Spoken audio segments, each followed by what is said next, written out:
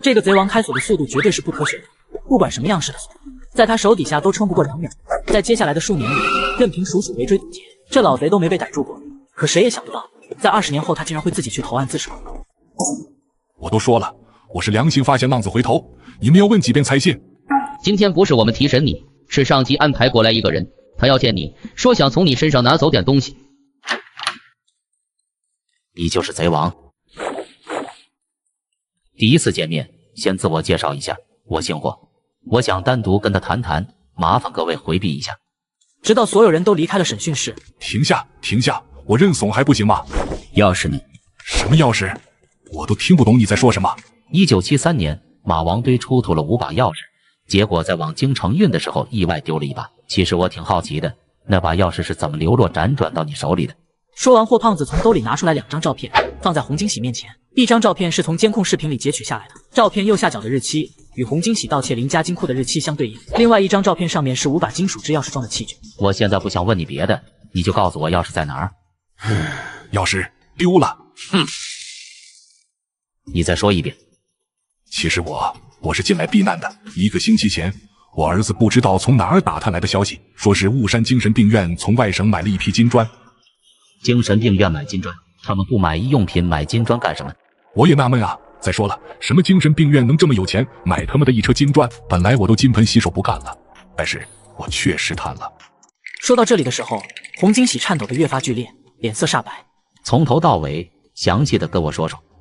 我们进去的时候是在夜里2点多，虽然没地图，但进去溜一圈，差不多就摸透了。这地方是一个回字形的建筑，回字的正中间还有一个彻底封死的单独建筑，没有窗户，只有1扇门能进去。我当时琢磨，估计那应该是精神病院的金库，但是想要进到那个空堂，必须从院长室后面的那个走廊进去，那里有4个拿枪的保安把守。什么枪？正规的54黑星手枪，不是那些随便弄出来的土货。还好我们早有准备，我有个徒弟是搞医学的，但制作麻醉针的手艺真的是一绝。打开门之后，我们刚走进去，入口的门就关上了，几个穿着白大褂的医生就站在里面，笑呵呵地看着我们，就像是早知道我们会来。没等我们来得及反应，直接就晕过去了。等我醒来的时候，只有我的几个徒弟还有儿子都不见了。我想问其他人的下落，但我说不出话，根本发不出声音。没一会，一个戴着厨师帽的人端过来一锅肉，本来忙活一宿已经饥肠辘辘，才意识到自己都吃了些什么。然后呢？我把吃的东西都吐出来了。我当时真的想死，但又怕死，我不想变成锅里的东西。然后外面走进来一个戴着口罩的人，说看在钥匙的份上，他暂且放我一马，让我来自首。他说只要我在外面，我一定会死。如果我嘴巴严点，乖乖去坐牢，他们就不杀我。然后你就跑来自首了。我感觉你不是那么怂的人呢。你不知道，他带我去一个房间里看了几个怪物。他们来了。你们不是说要放了我吗？我都按照你们的要求做了，你们放我一马。你别害怕，这里只有我，你现在很安全，不会有人找到你。洪金喜此刻已经发不出声了，像是被人掐住了脖子。在那瞬间，霍胖子看得很清楚，洪金喜的眼睛里有3个身影。他猛然转身看去，但身后什么也没有。等再转回身子，洪金喜已经没了声息。到底是什么东西？这老小子竟然被吓嘎了。如果他说的一切都是真的，那家精神病院可能知道钥匙在洪金喜身上，是故意把他引过去的。哎，这钥匙可真是个祸患，一见光就引来这么些牛鬼蛇神。霍胖子随即便起身推门出去，打了个电话。老周，案件有点复杂，可能属于异常案件，要不你们派个人过来，我一个人怕招架不住。稍等，我看看。电话里传出来翻动纸张的声音。过了会，老头才跟霍胖子说，省内没人，必须调人的话，最快也得后天。不过宁川有一个登记的高级临时工，我们原来的案子都是外包给他的，要不我叫他过来帮忙。谁呀？靠谱吗？我看过他的资料，这小子根正苗红，确实是个能人，最主要是脚底不带灰，我们才敢外包。你说是？他叫什么？陈贤。请问陈先生在哪？你是？我姓霍，我找陈贤先生。我就是，你找我有什么事吗？你是陈贤，那什么，我可能找错了。大叔，你是不是找我有事？你身上有股嘎人的气味，你是不是碰见脏东西了？有人介绍你过来找我。这你能闻出来？先进来吧。在宁川我没几个朋友能上门点名找我的，十有八九是为了找我办事。我是守密局的人。守密局的人，说说案子吧。这起案子的内容比较复杂，而且保密等级很高，所以不管你接不接这案，关于这起案件的所有信息都得保密。听见他这么说，陈贤也不多话，安静地点点头。宁川是贼王洪金喜，你一个本地人应该听说过他吧？知道，在电视上见过他的报道，但没见过本人。随后霍胖子将他偷了一把青铜制的钥匙带到警局自首，精神病院等发生的一系列事跟陈贤说了一遍。洪金喜是唯一的活口，也是他们故意放出来的，说是看在钥匙的面上就不杀他，但我有点想不明白，他们就不怕暴露吗？还有这次任务可能有点危险。对了，你多大？23。我操！如果没记错的话，老周之前打电话说过，登记在册的陈贤是高级临时工。记得原来见过的那几个高级临时工，最年轻的也得40岁往上了。在他们部门里，经过认证的临时工有近1000人，但临时工也有职称之分，分为高级、中级、低级。小陈，你是艺人？如果我不是艺人，这案子也安排不到我这里吧？艺人分2种类型，一种是后天艺人，通过宗教的系统修行，得到某些超自然的力量；第二种就是先天艺人，也是极为少见，能被霍胖子他们部门特殊对待的艺人群体。你修行的是哪一脉？无门无派，自学成才。我只会收拾那些不干净的东西，也只揽这一门活。收拾那些东西还能自学成才？你是怎么收拾他们的？见面就骂，逮住就打，打不听就吃了它，但大多没什么味道，还不如吃盘米饭呢。那行吧，你现在跟我去精神病院那边去看看。精神病院那边已经被我们的人盯死了。如果你之前说的话不是跟我开玩笑，办这案子的时候只能靠你保护我了。怎么了？头，这边出事了，精神病院失火了。精神病院不收精神病人，逢年过节只收容一些流浪人员。在守密局领导发现问题，派人去调查的时候，精神病院已经燃起了熊熊大火。当陈贤跟着霍胖子赶到巫山精神病院时，烧了几个小时的大火也进入尾声。这火是怎么烧起来的？好像是有什么东西炸了，有很多人都听见了爆炸声。爆炸？难道那帮龟孙子知道自己的事暴露了，所以一了百了把医院炸了？霍叔，你觉得他们的目的是什么？暂时还不能确定，不过这医院里到底死了多少人？死气重的过分呢，陪我进去看看。行。头，我带点人跟你一起进去。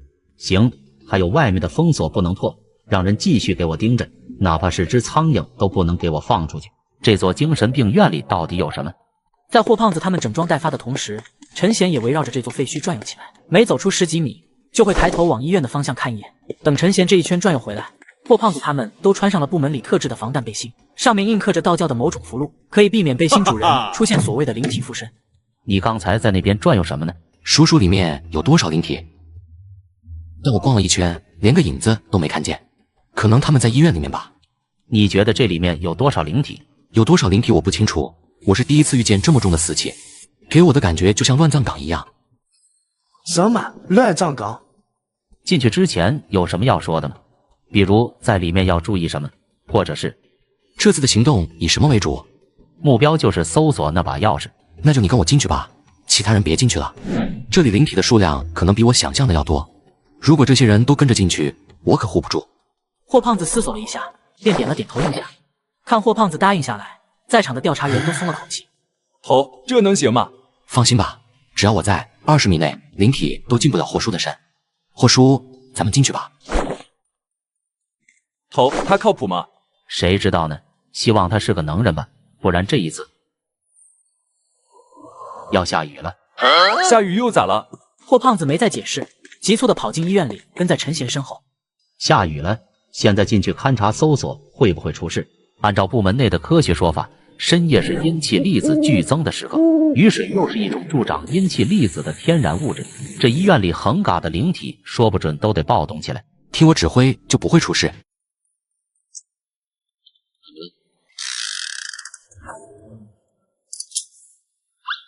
霍叔别乱来，他们本就是横死之人，不受到刺激或许还能平静点。如果我们弄出的动静大了，事情就会变得很麻烦。现在怎么办？屏住呼吸跟我走，注意别碰到他们。当他俩彻底穿过这条犹如地狱般的走廊，时间已经过去了3分钟。需要怎么搜？这里病房不少，需要地毯式搜索的话，可能得忙活到第2天早上。直接去院长室看看，这家医院的平面建筑图我看过，院长室就在1楼拐角的后面。行，那我们现在就去院长室。陈贤说完，继续在霍胖子身前开路，越过拐角，来到了院长室所在的那条走廊。这条走廊的地砖一尘不染，粉刷过的墙壁如雪般洁白，根本看不出半点遭受过火灾的痕迹。小陈，这是怎么回事？难道这场火没有烧到这里？这种情况我也是第一次遇见，之前火势之大，要说没烧到这里，那应该是不可能的。而这条走廊像是刚被人精心打扫过的，难道是？他仔细看了看四周，却又感觉拿不准了。可能是我想多了吧，那应该就是院长室了，咱过去看看。说不准钥匙就在这里面。如果他们没有别看了，情况有声音，好像有人在里面写字，让我来打头阵进去，你小心点。这院长室里能见度低的可怕，什么都看不见。别用手电，我能看见。陈贤的视力比较一般，跟普通人差异不大，但他却可以在黑暗中视物。在他眼里，院长室大概有10平方左右。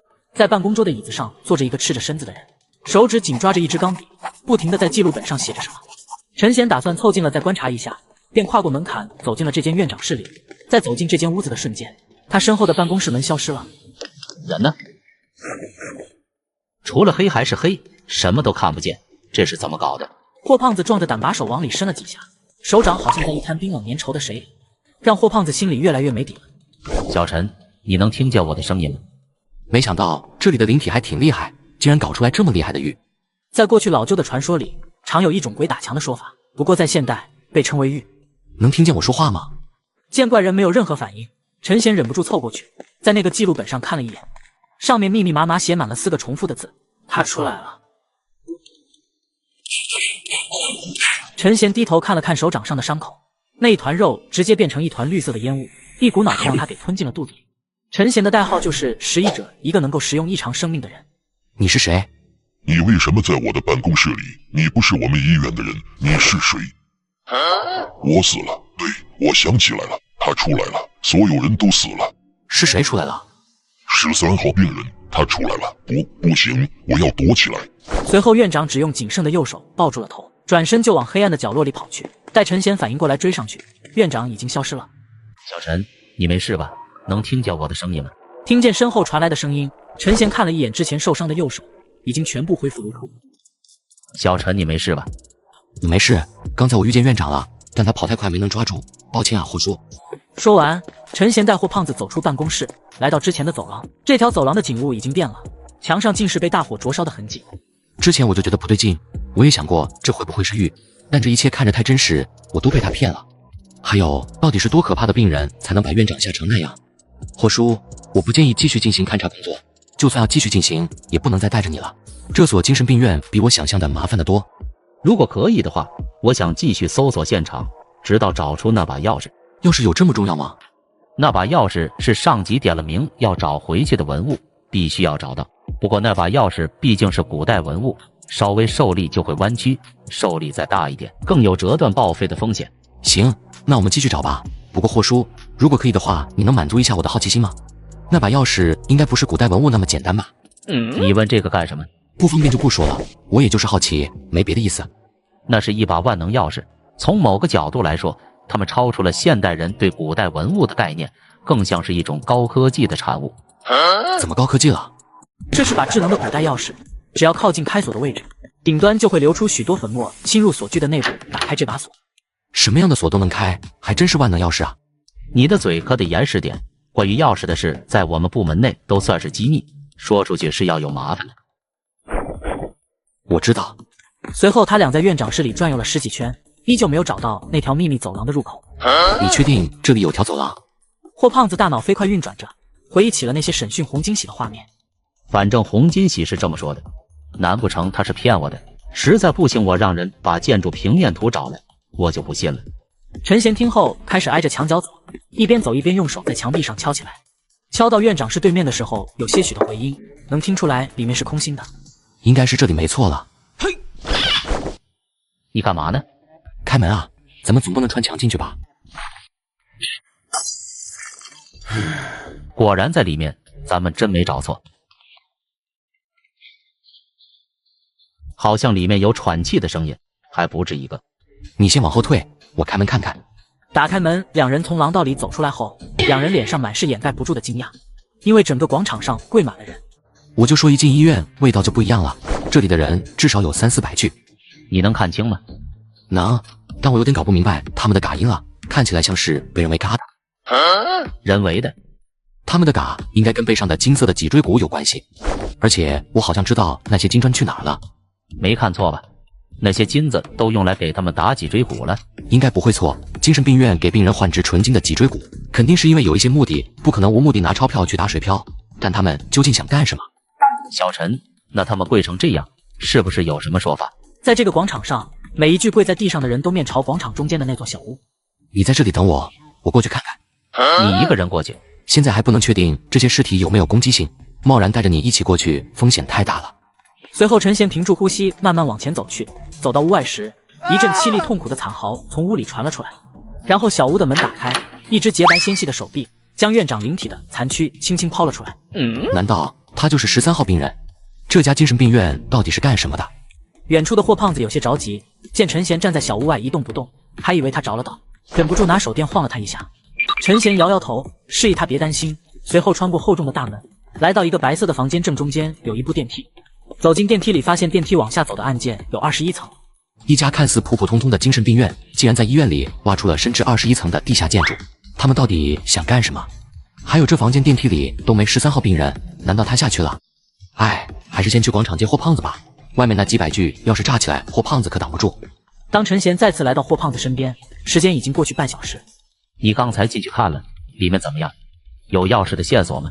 暂时没有线索，那里面有一部电梯是往地底走的，地下有21层，不知道是干什么用的。精神病院、古代钥匙、喘气的群人，这些怎么看也联系不到一起呀。之前我看你在门外面站了一会，你在看什么呢？我之前不是跟你提到过吗？那个精神病人吗？精神病院的这场灾难好像就是他带来的。之前他露面了，你跟我走，咱们下去看看。霍胖子跟着陈贤很快到了房间，进了电梯里。你想去几层？去最深的一层看呗，从底往上，咱们一层层的搜，说不定就能找到你要的那把钥匙。电梯下降的很慢，每到一层，电梯都会停顿一会。陈贤他们看到每一层地面上都堆满了人，而除了第1层之外，其他的楼层里面都是洞穴。待电梯到21层后，也随之停下。小心点，跟着我。小陈，这里有没有那些不干净的东西？没有灵体，但是我们的前面有实体。按照部门内的系统操作及基础形态即可判定，目标属于异常生命，你能对付他们？别怕有危险，我会挡在你前面，毕竟这是我的工作，我不嘎你也嘎不了。你这话听着怎么丧得慌呢？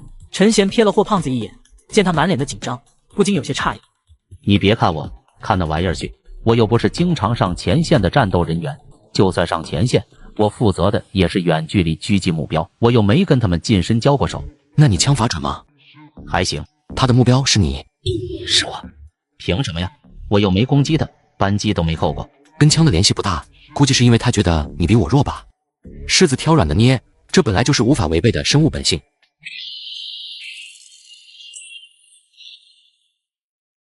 只在瞬间，怪物同时也击中了陈贤的身体。陈贤低下头看了一眼伤口，又看了一眼倒在旁边昏迷不醒的霍胖子。他怕霍胖子嘎了，他并不怕自己嘎，因为他很清楚自己是不会嘎的。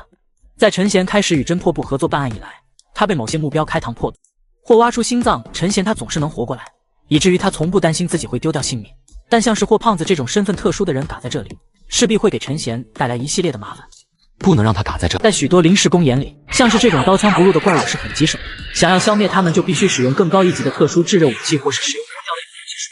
但这些方法陈贤都用不上，因为他有能咬下一切的牙齿，还有能消化一切的肠胃。陈贤直接从侧面扑到了怪物身上，一口咬住了他颈部的那块肉。在这时候，怪物才猛然意识到，他面前的并不是猎物，而是猎人。哎，我怎么晕过去了？那怪物呢？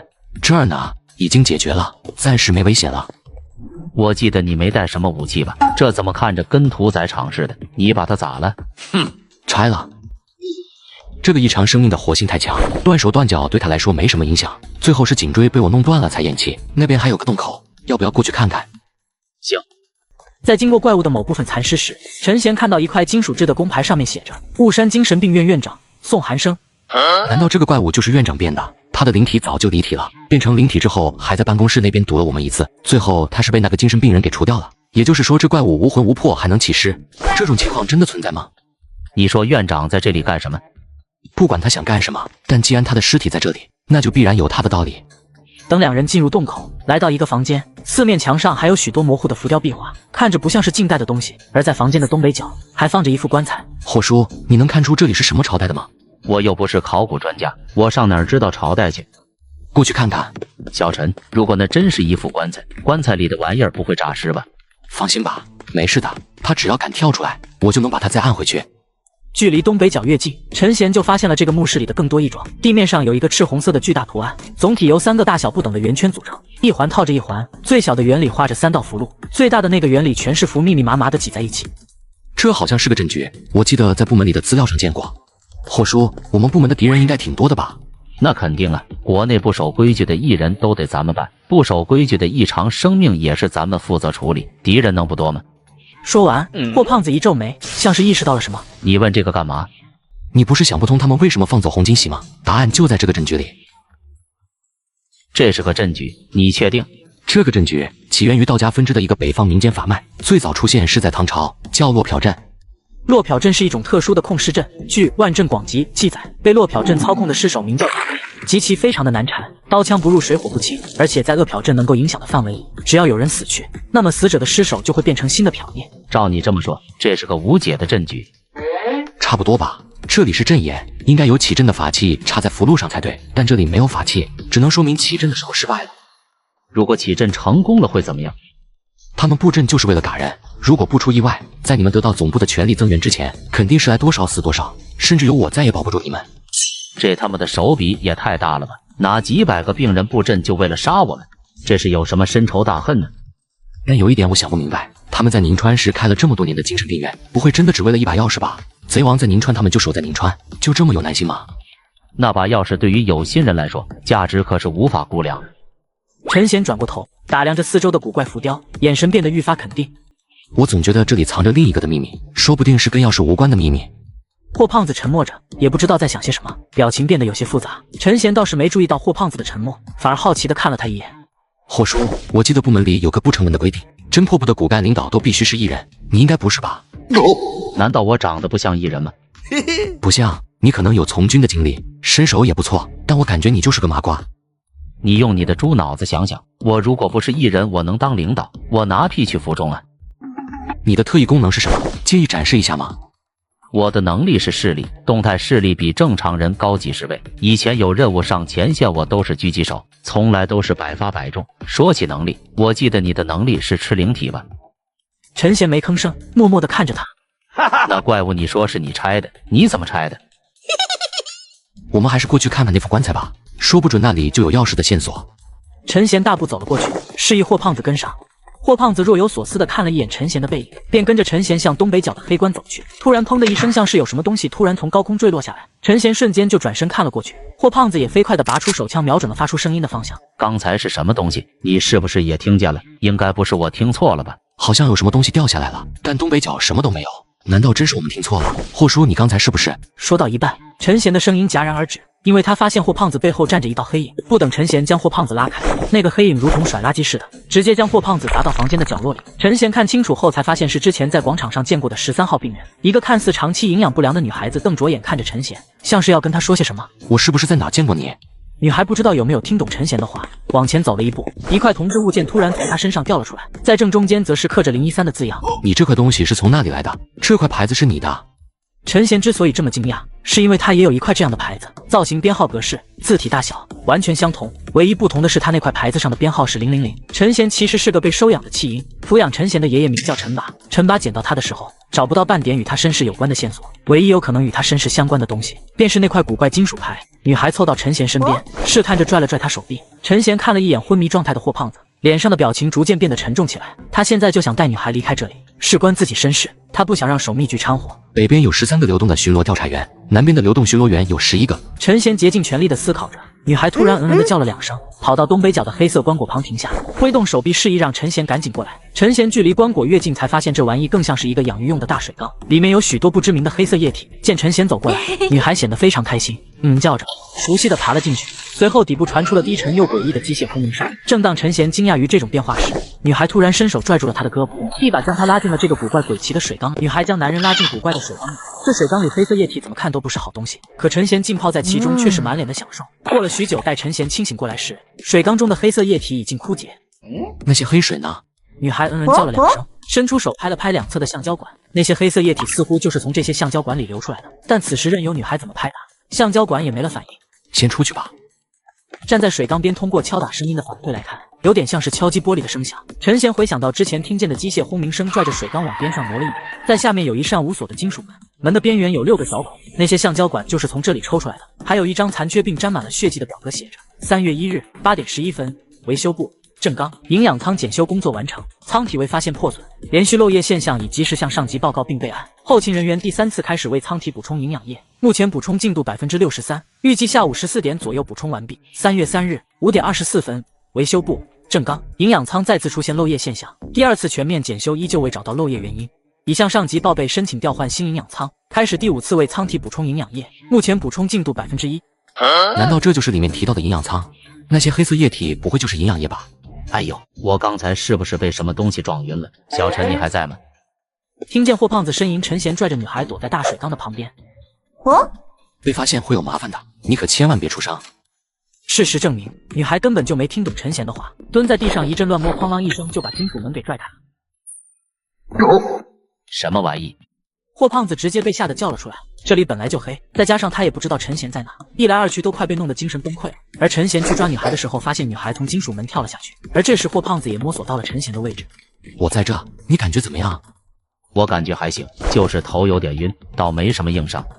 难道胖也能胖出道行来？刚才他可是被13号病人直接砸飞的，之后又撞在墙上掉在地上，竟然没受硬伤。你在这干嘛呢？我刚才叫你，你怎么不出声？你身上这些黑水是怎么回事？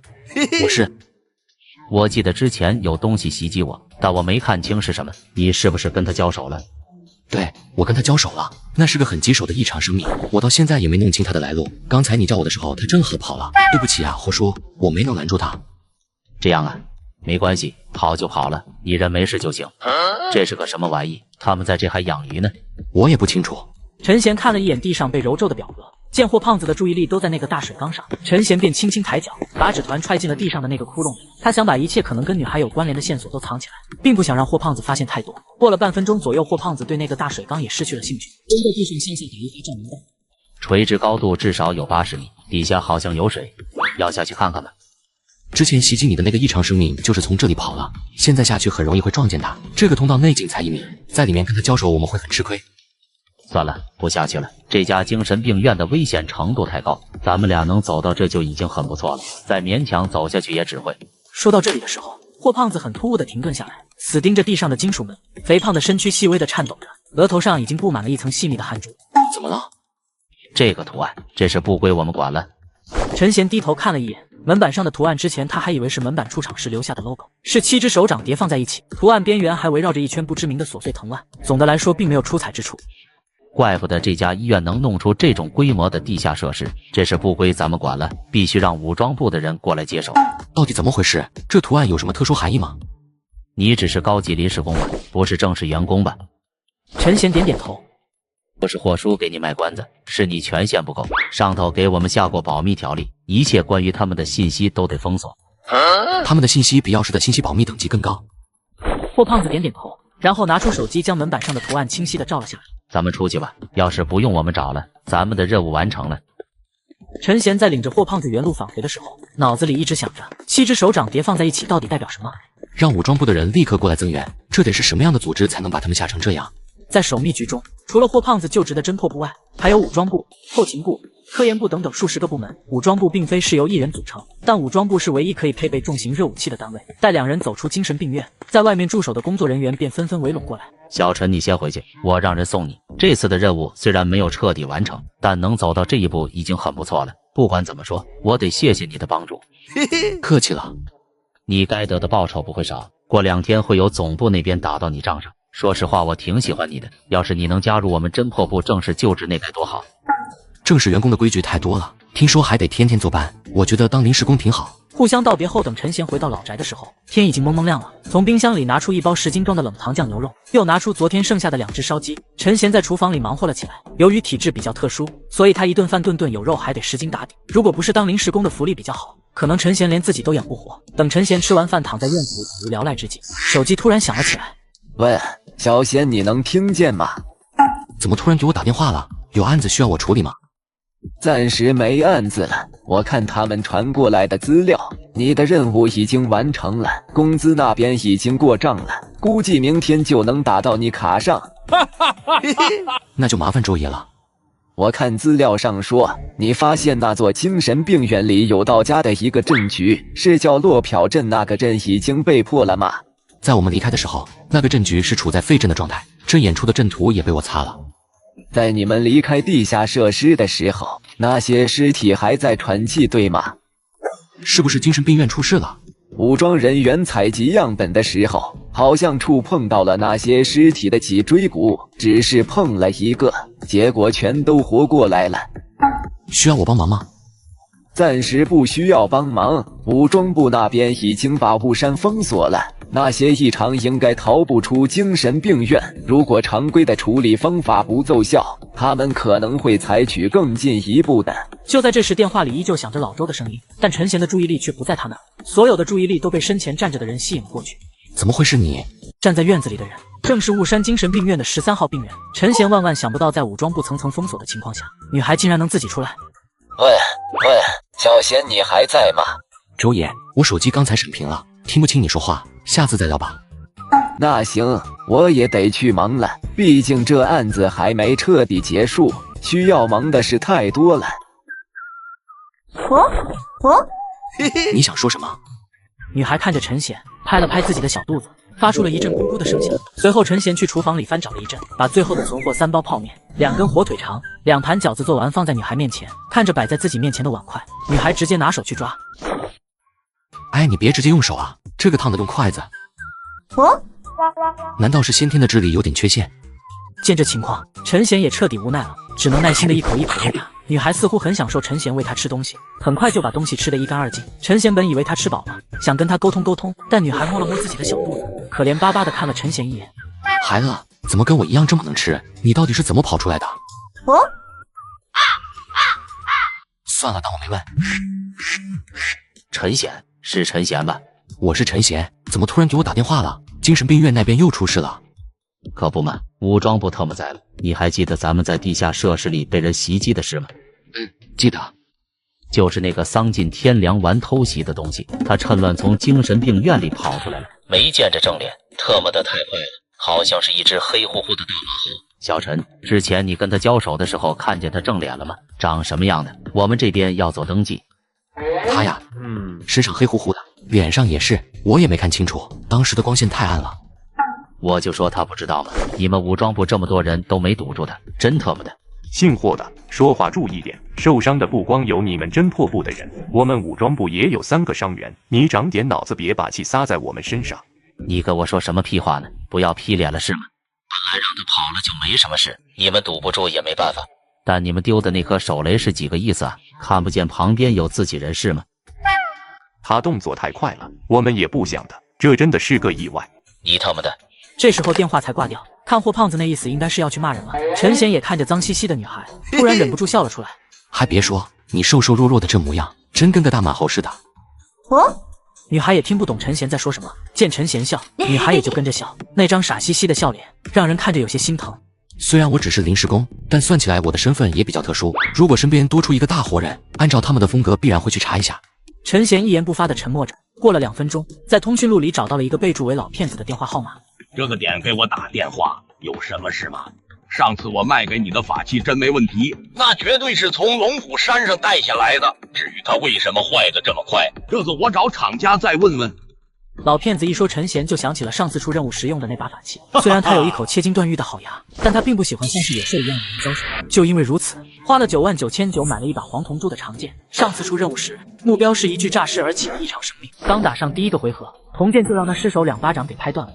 现在不说这个，原来我看见有人去你那里办过证，你现在还有这项业务吗？你问这个干嘛？我有个朋友需要办一套身份证明。你这种性格孤僻的人也会有朋友，男的女的？女的。要什么价位的？我这里有3个档位，最次的只要2万，一般人绝对分不出真假。第2个档位20万，我觉得你做这个就可以了，官方都不一定能查出来。最高那个档位的身份资料能真到什么程度？没人能查出来真假，所有人都查不出来，包括上面的。查不出来，你到底想干什么？我特么的真要憋不住了，你快给我说吧，我给你打6折。那好，我明天就带他过来，到时候得麻烦你了。脏兮兮的，你应该会洗澡吧？看着干干净净的女孩，陈贤非常满意地点了点头，目光清澈，不带半点谢意。你这模样，不去当明星真是可惜了。陈贤感觉今天的夜晚有些漫长，或许这跟家里多了一个人有关。从安排女孩去偏房睡觉开始，每次陈贤把房门关上让女孩睡觉，他最后都会无声无息的偷偷溜出来跟在陈贤后面。他老是黏着我干什么？小陈，你在家吗？他来干什么？难道是东窗事发了？我还没起床，怎么了，霍叔？你找我有事吗？没啥事，就是给你送点东西过来，把东西给你就走。你在屋子里待着，别出去，我很快就回来。武装部清场了，没我们侦破部的事了。这是我今天逛早市的时候买的，看着还不错，特地买给你补补身子。谢谢霍叔。哎呀，跟我客气啥呀？这不都是该有的吗？本来想给你买只鸡炖汤喝，但最近不是禽流感闹得厉害，我就没敢给你买。没事，您的心意我领了，谢谢。本以为霍胖子送完东西就走，但看他点了支烟，貌似还想继续唠几句，并没有离开的意思。陈贤心里跟火烧似的，急得不行。要不您进来坐会？陈贤客套了一句。行，那我就不客气了。没事嘴贱干什么？直接把人送走不就行了吗？非得让人进来坐坐。在院子里，霍胖子找了个板凳坐下，陈贤偷偷回头往卧室的方向看一眼，生怕女孩从里面跑出来。你怎么不说话呀？是不是我把你吵醒了，你不大高兴？我看见你挺高兴的呀。精神病院那边怎么样了？那些尸体你们最后都处理完了？留了3个活体样本，剩下的全都人道毁灭了。我跟你说，这次武装部他们还带了一个京城的高人过来，那倒是也看出了你说的落票阵，还说幸亏这阵没有彻底启动，不然的话，咱们至少要拿几10条人命往里填。他跟你们说没？那些尸首是因为什么诈尸的？那倒是说可能是阳气跟他们之间发生反应了，至于具体的原因，倒是也没跟我们说清楚。听见这话，陈贤也不禁有些后背发凉，幸亏自己办事比较慎重。咱们的运气还是好啊。之后，霍胖子又跟陈贤聊了一些勉强可以聊的东西。据霍胖子说，精神病院的地下水管网络非常奇怪，除了输送自来水的管道之外，还有许多铜制的金属管道，最粗的管道直径有1米，最细的也在半米左右。小陈，最神奇的是，你知道那些管道的源头在哪儿吗？在哪？地库里的那个黑色棺材边上的门里，那也是一个地下洞窟，面积大得很。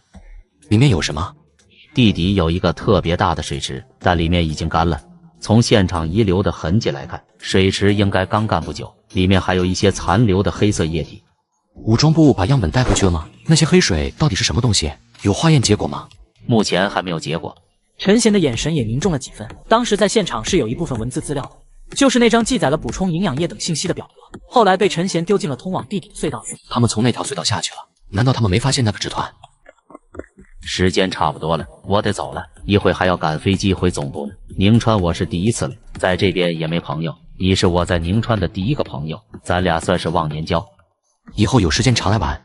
我这人公私分明，虽然保护我是你的任务，但你救我几次，我都记在心里。以后遇见什么解决不了的麻烦，你就打电话给我。行，走了。对了，从精神病院里跑出来的那个怪物，说不准就跑你们宁川市里来了。武装部那边准备全城搜索，你最近小心点。全城搜索需要我帮忙吗？不用，武装部办事很少让人帮忙，他们能自己解决。不能再等了，今天必须要让老骗子把那些证件办完，不然要出大事。2人一顿饭要吃掉60斤肉，只因2人都是异能者，早上吃够一整天的量，那么这一天他都不会觉得饿，直到24小时后才需要继续进食。待会我们吃完带你去一趟阴室。老实恩恩的，看来必须得先教会你说话，能说话才能互相沟通，能互相沟通才能问出那些关于自己身世的线索。随后陈贤就对女孩启动了第1轮教育计划，女孩渐渐学会了说单字，并且有的单字她好像还能理解其中的意思，比如饿。车已经到你门口了。行，我现在就出去。对了，小陈啊，都这个点了，你应该吃过饭了吧？放心吧，我没吃，从早上一直饿到现在，就等着你请我吃宵夜。对面电话秒断，陈贤把手机收进兜里，脸上浮现出了一抹恶作剧成功的坏笑。哈哈，我什么时候变得这么无聊了？一会跟我出去稳重点，不要碰的。好。王哥，麻烦你了。这有啥呢？上来。开车的王哥名叫王盼，是老骗子带的门生，平常他也负责帮着老骗子拉货接人。陈贤身边跟着的这个女孩是他什么人？难不成是对象？我操，牛逼啊！能把姓陈的这座冰山给化了，这必然是真爱啊！今天铺子生意怎么样？跟原来差不多吧，生意还行。平常来英市里置办家伙的也不少，老板赚得挺开心的。王盼口中的英市，就是不随便对外开放的艺人商业圈。这种商业圈在全国各地都有，每个省至少都有一个。1小时后，王盼载着陈贤等人来到了英市外的地下停车场，想要进入英市，唯一的入口就在停车场。王哥，你先去忙吧，我自己带着他进去。陈，那我先去拉一趟货，到时候我来停车场接你们。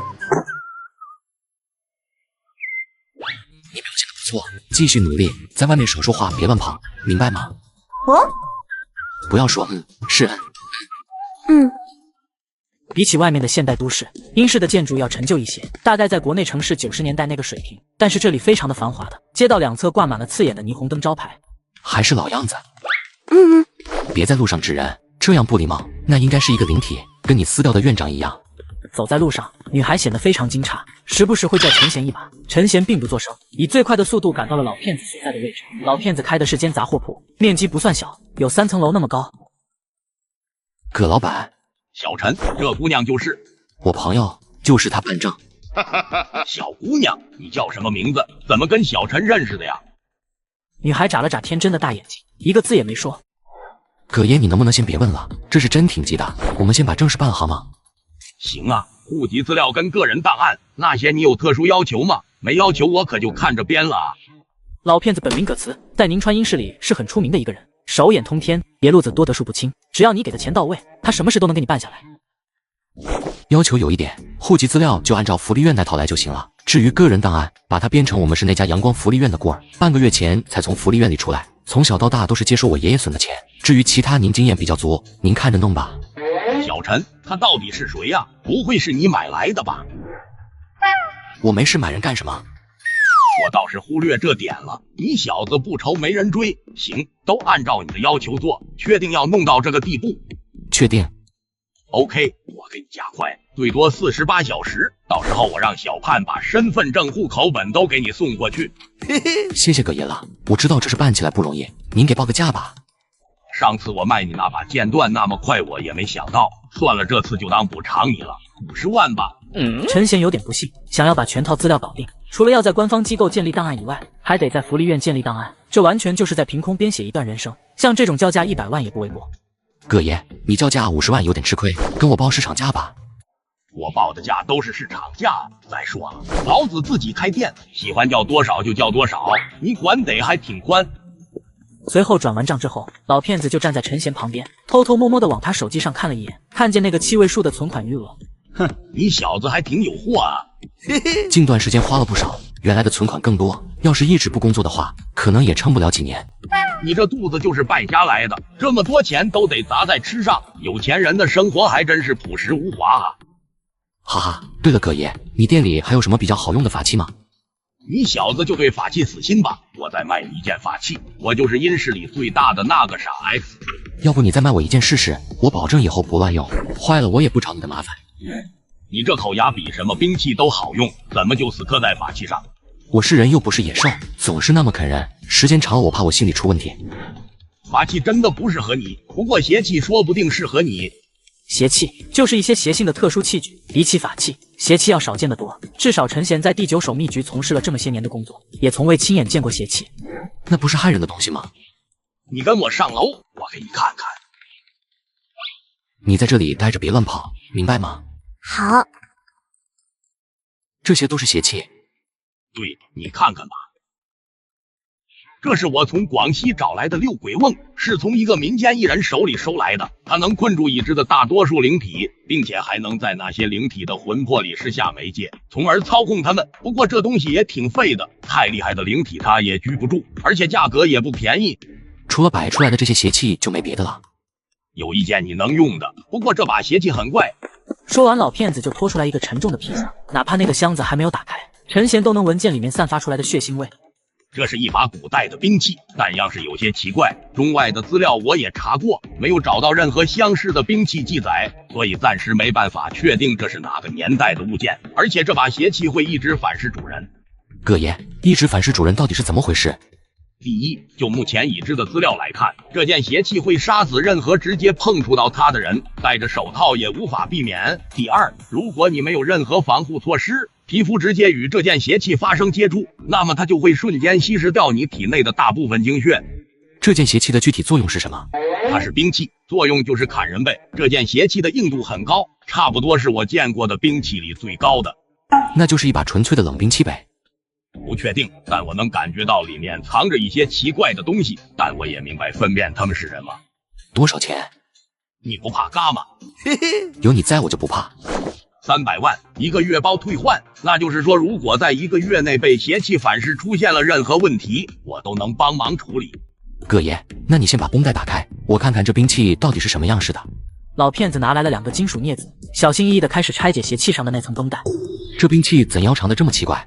这把造型狰狞的兵器4刀4举，乌黑的刀身与金属刀柄有一个奇怪的金属零件作为连接，如果全部展开的话，这件武器的长度能达到1.7米左右。当陈贤观察这件武器时，刀背上的长条腐肉突然蠕动了一下，就像是人类肌肉的放松收紧动作。难道这件武器是活的？怎么样，看着有意思吧？有意思，我从来没遇见过能让我这么喜欢的兵器。你拿出来试试看，如果你感觉它对你有威胁，那我就不建议你买了。好像也没什么，拿在手里的重量至少有200斤左右，不过这点重量对我来说倒也不算什么。很快，陈贤就发现了不对劲的地方，金属制的刀柄毫无预兆地粘住了他的手掌。它在吸食你的精血，感觉怎么样？能撑得住吗？感觉还行。要不我帮你弄下来吧，别一时逞强把身体弄坏了，精血可没那么容易补回来。不用，好像停下了。陈贤低头看了一眼刀柄，发现之前的那种禁锢感消失了，随后把武器小心翼翼地竖了起来，按向了刀柄上的一个按钮，刀身瞬间反弹了出去，整个武器都延展到了最长的状态。陈贤握着刀柄，感觉比之前的折叠状态还要顺手，那种无与伦比的持感瞬间让他爱不释手。就在这时，武器那狰狞可怖的锯齿上，毫无预兆地冒出了许多黑色水珠。这些黑水怎么有点像是精神病院里的那种营养液？难道这些东西也被他吸走了？葛爷，你知道这是怎么回事吗？我也不是很了解它，前几任主人也没把它研究透，所以这可能是一种自然现象吧。不过你现在有什么特殊的感觉吗？或者有没有看见什么特别的东西？没有。这小子还是邪气反噬的绝缘体。行了，那走吧，下楼转账去。什么声音啊？这是？老骗子被这声音吓得一愣，连想的功夫都没，着急忙慌的就往楼下跑。特么的有人吗？叫半天了都没人应。特么的不会敲门，手白掌了。老子这扇门可是海南黄花梨的，我也不让你们多赔10万块好了。就你这扇破门，敢收我们10万？是有点黑了呀。在外面这扇门2000，在阴室这扇门就是10万。老板，我这朋友喝多了，所以前面有点不懂事。这张卡10万也好，20万也罢，您看着杀吧。早这么懂事不就行了吗？葛爷，我顺便也把钱转给你吧。老骗子从陈贤手里接过银行卡，按照程序熟练的刷钱转账之后，把卡递了回去。哥们，您手里提着的这个箱子是刚在这里买的。陈贤看了他一眼，点了点头。虽然不知道你的箱子里装的是什么，但我能感觉到有一股邪气，我真的很感兴趣，能让我开开眼吗？那东西邪性有什么好看的？小陈，你先回去吧，把事办完我再联系你。行，那葛爷，那我们先走了。路上慢点，我已经给小盼发短信了，让他在停车场等你们。陈贤点点头，牵着女孩的手从商铺走了出去。你们随便看看，前厅摆的这些都是明码标价的法器，有想要的可以跟我说。葛老板，我们来这里不是想买法器，我想买的是邪气。从老骗子那里买来的邪气，此时被陈贤放置在了茶几上。他已经很久没有对一件事物如此上心了。又是锯子又是刀，以后就叫锯肉刀吧。锯肉刀。你知道我叫什么名字吗？锯肉刀。我陈贤。陈贤。是陈，算了。陈贤无奈地叹了口气。在这时传来了一声异响，院子里站着一个腐烂的人，正阴森森地望着客厅的方向。你就在这看电视吧，别出来，听懂了吗？哼。你来我家干什么？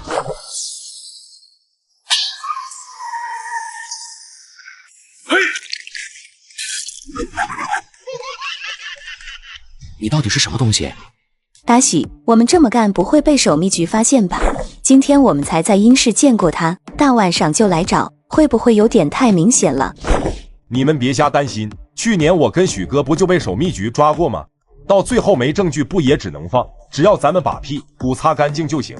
都闭嘴，别让我分心。他叫许三寒，是许家的旁系成员，也是近些年来在许家旁系里最出彩的后生之一。除了一身降妖伏魔的好本事，还有一门压箱底的功夫御煞。而他找上陈贤的原因，就是想借邪养煞。他是养煞的人，对邪气非常敏感。这只煞我养了5年，用来对付一般的艺人完全是绰绰有余，最多再有5分钟他就要撑不住了。匹夫无罪，怀璧其罪，你也怪不着我。而此时院子里的战斗已经到了白热化的局面，无数黑色发丝就如同绳索一般，纷纷缠在了陈贤的四肢以及躯干上。陈贤，客厅里不会也有这东西吧？动画片没亮。女孩一溜小跑来到了陈贤的身边，不等陈贤出声阻止，她伸手就开始扒那些发丝，但还没过几秒，那些发丝也把她捆成了陈贤这样的大粽子。你是来给我添乱的吧？哎，把你砍这么多次都杀不了你，也只能限制你再生了。等陈贤吃下最后一缕黑发，打了个响亮的饱嗝。他上门的目的是什么？不会是给我送宵夜吧？不行了，有点撑了，我得去拿点健胃小食片。这是怎么回事？我养了5年的煞被他破了，这绝对不可能！我要进去看看到底是怎么回事。现在进去！竟然敢破我的煞，我一定要宰了他！男人欲煞去击杀陈贤，却不知道他的煞已经成了陈贤的宵夜。就在陈贤把女孩哄睡收拾完院子时，身上被一把冷冰冰的东西抵住了。别动！看你们有点眼熟啊，是在阴室里见过吧？之前的那个女人是你们放进来的。女人，曲哥，她竟然连煞都认不出来，你那媒介可能是出问题了吧？许哥。陈贤仔细回忆了一阵，并不记得自己得罪过姓许的人。你们到底是谁？曲哥，我们是东南许家的子弟，这是我大哥许三寒，我许哥的煞呢？那个煞呀，他去一个安乐祥和温暖的地方了。哥们，我们只是跟你闹着玩的，把煞还给我，这事就算了。哦，我可以把那东西还给你，但你能不能满足一下我的好奇心？不能，你现在没有谈条件的资格。此时的许三寒听见陈贤的话后，觉得煞还在，并没有被他消灭掉。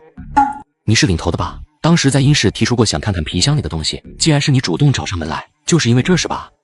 许三寒低头看了看他手里那把造型诡异的兵器，这股邪气很熟啊，这就是那件在皮箱里的邪气吧？快拿给我看看！哼，不给。我他妈的已经忍你很久了，你是真不怕嘎，还是在跟我们装呢？信不信我现在一枪打嘎你？信啊，但我不怕嘎呀。我记得守秘局也给我们一人打过招呼，说一人持枪会从重处罚，你不怕被他们抓住？这时月光照在了地上，许三寒发现地面上有许多丝状的黑色印记，像是被大火烧过印在地上的。你灭了我的煞，你骗我！呵呵，还想继续陪你们玩下去呢。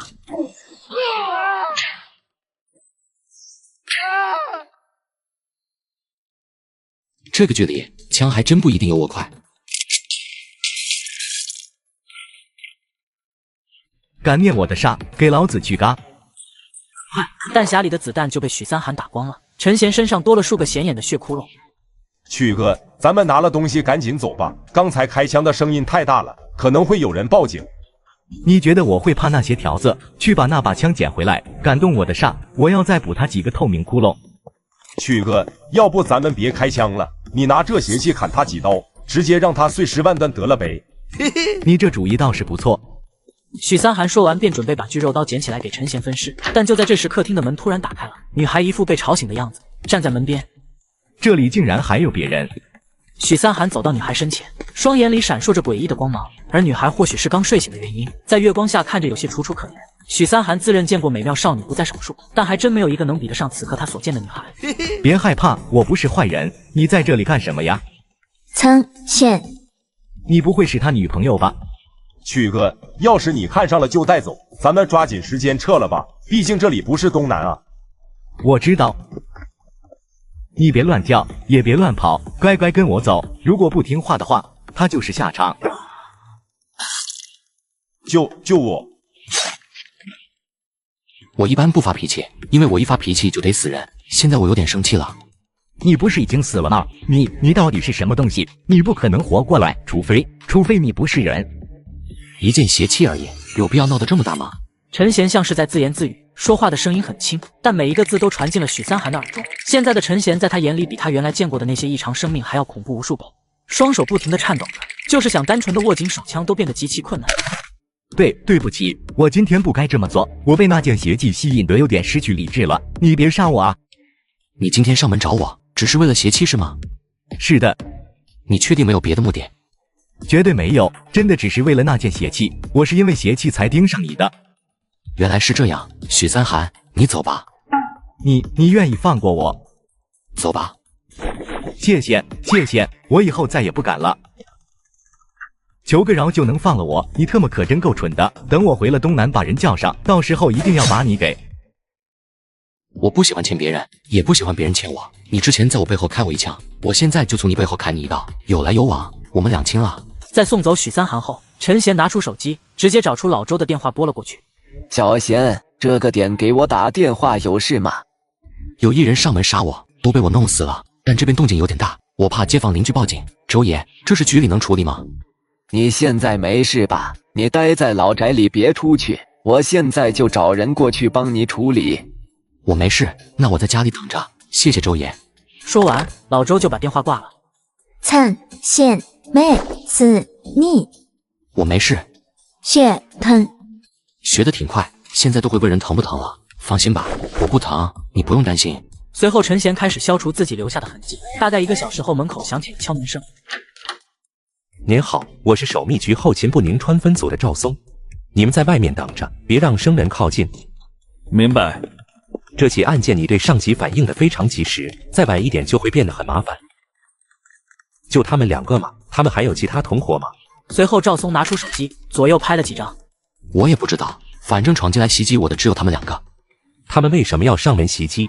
随后陈贤把邪气还有跟许三寒战斗的事大概说了一遍，但是涉及到自己的信息都删减了。你是正当防卫，不用这么担心。我这也是公事公办，走个流程而已。我很早之前就认识你了，只是你不认识我。这算是我们的第一次见面。你的档案一直由我们负责，所以你做过的那些事，基本上我都知道。我做过的什么事？可能我这么说你有点误解，我指的是你办过的案子。老周也经常跟我提到你，所以我对你挺感兴趣的。你认识周爷？老朋友了，他是我的前辈，我就是被他带出道的。陈贤听见赵松这么说，稍微轻松了几分，但也不敢卸下所有警惕。谁知道他是不是在套自己的话呢？许三寒的资料一直都被我们内部挂着，他确实是一个公认的危险分子。近2年来有6起命案与他有关，只是我们缺少证据，不能抓他。就因为没证据，应该没那么简单吧？他是东南许家的人，如果守密局想调查他，许家应该也会出面。你们害怕许家？不怕，我们是法，是许家要害怕我们。那你们为什么不敢抓他？夏国不只有一个许家，像是他们那样的一人世家还有许多个，牵一发而动全身，有些事不是说着那么容易。不过在来之前，领导说了，这次是个机会，我们接下来就会大整顿。赵叔，你们怎么打压整顿我都不管，但有一点我得说明白，也希望你能理解。你说，如果许家的人要找我麻烦，得麻烦你们帮我挡一下，如果来不及挡，你们也得给我事先通知，我可不想大晚上的再被人放黑枪。放心吧，这段时间我们也会密切关注东南许家的动向。还有地上这些东西一直放在这里也不是个事，我叫人过来清理一下。随后赵松从陈家老宅走出去后，在外面一直待命的人拿着工具就有条不紊的往院子里走，开始清理现场。而此时在陈家老宅的屋顶上，有2个略显猥琐的身影躲在角落，老头将脚底四周的板面上各贴了5张符箓，这是老骗子家传的五鬼掩饰法，不但能让距离他们不到5米的后勤人员看不见，甚至连声音都传不出去。哥爷，咱们俩还要在这儿猫多久啊？坏了，坏了！你说快了能信吗？这都一宿了。不过葛爷，您也真够耐得住性子。之前小陈来枪指的时候，我都差点下去帮忙了，您还拽着我让我继续看。这不是没事吗？你要对他有信心。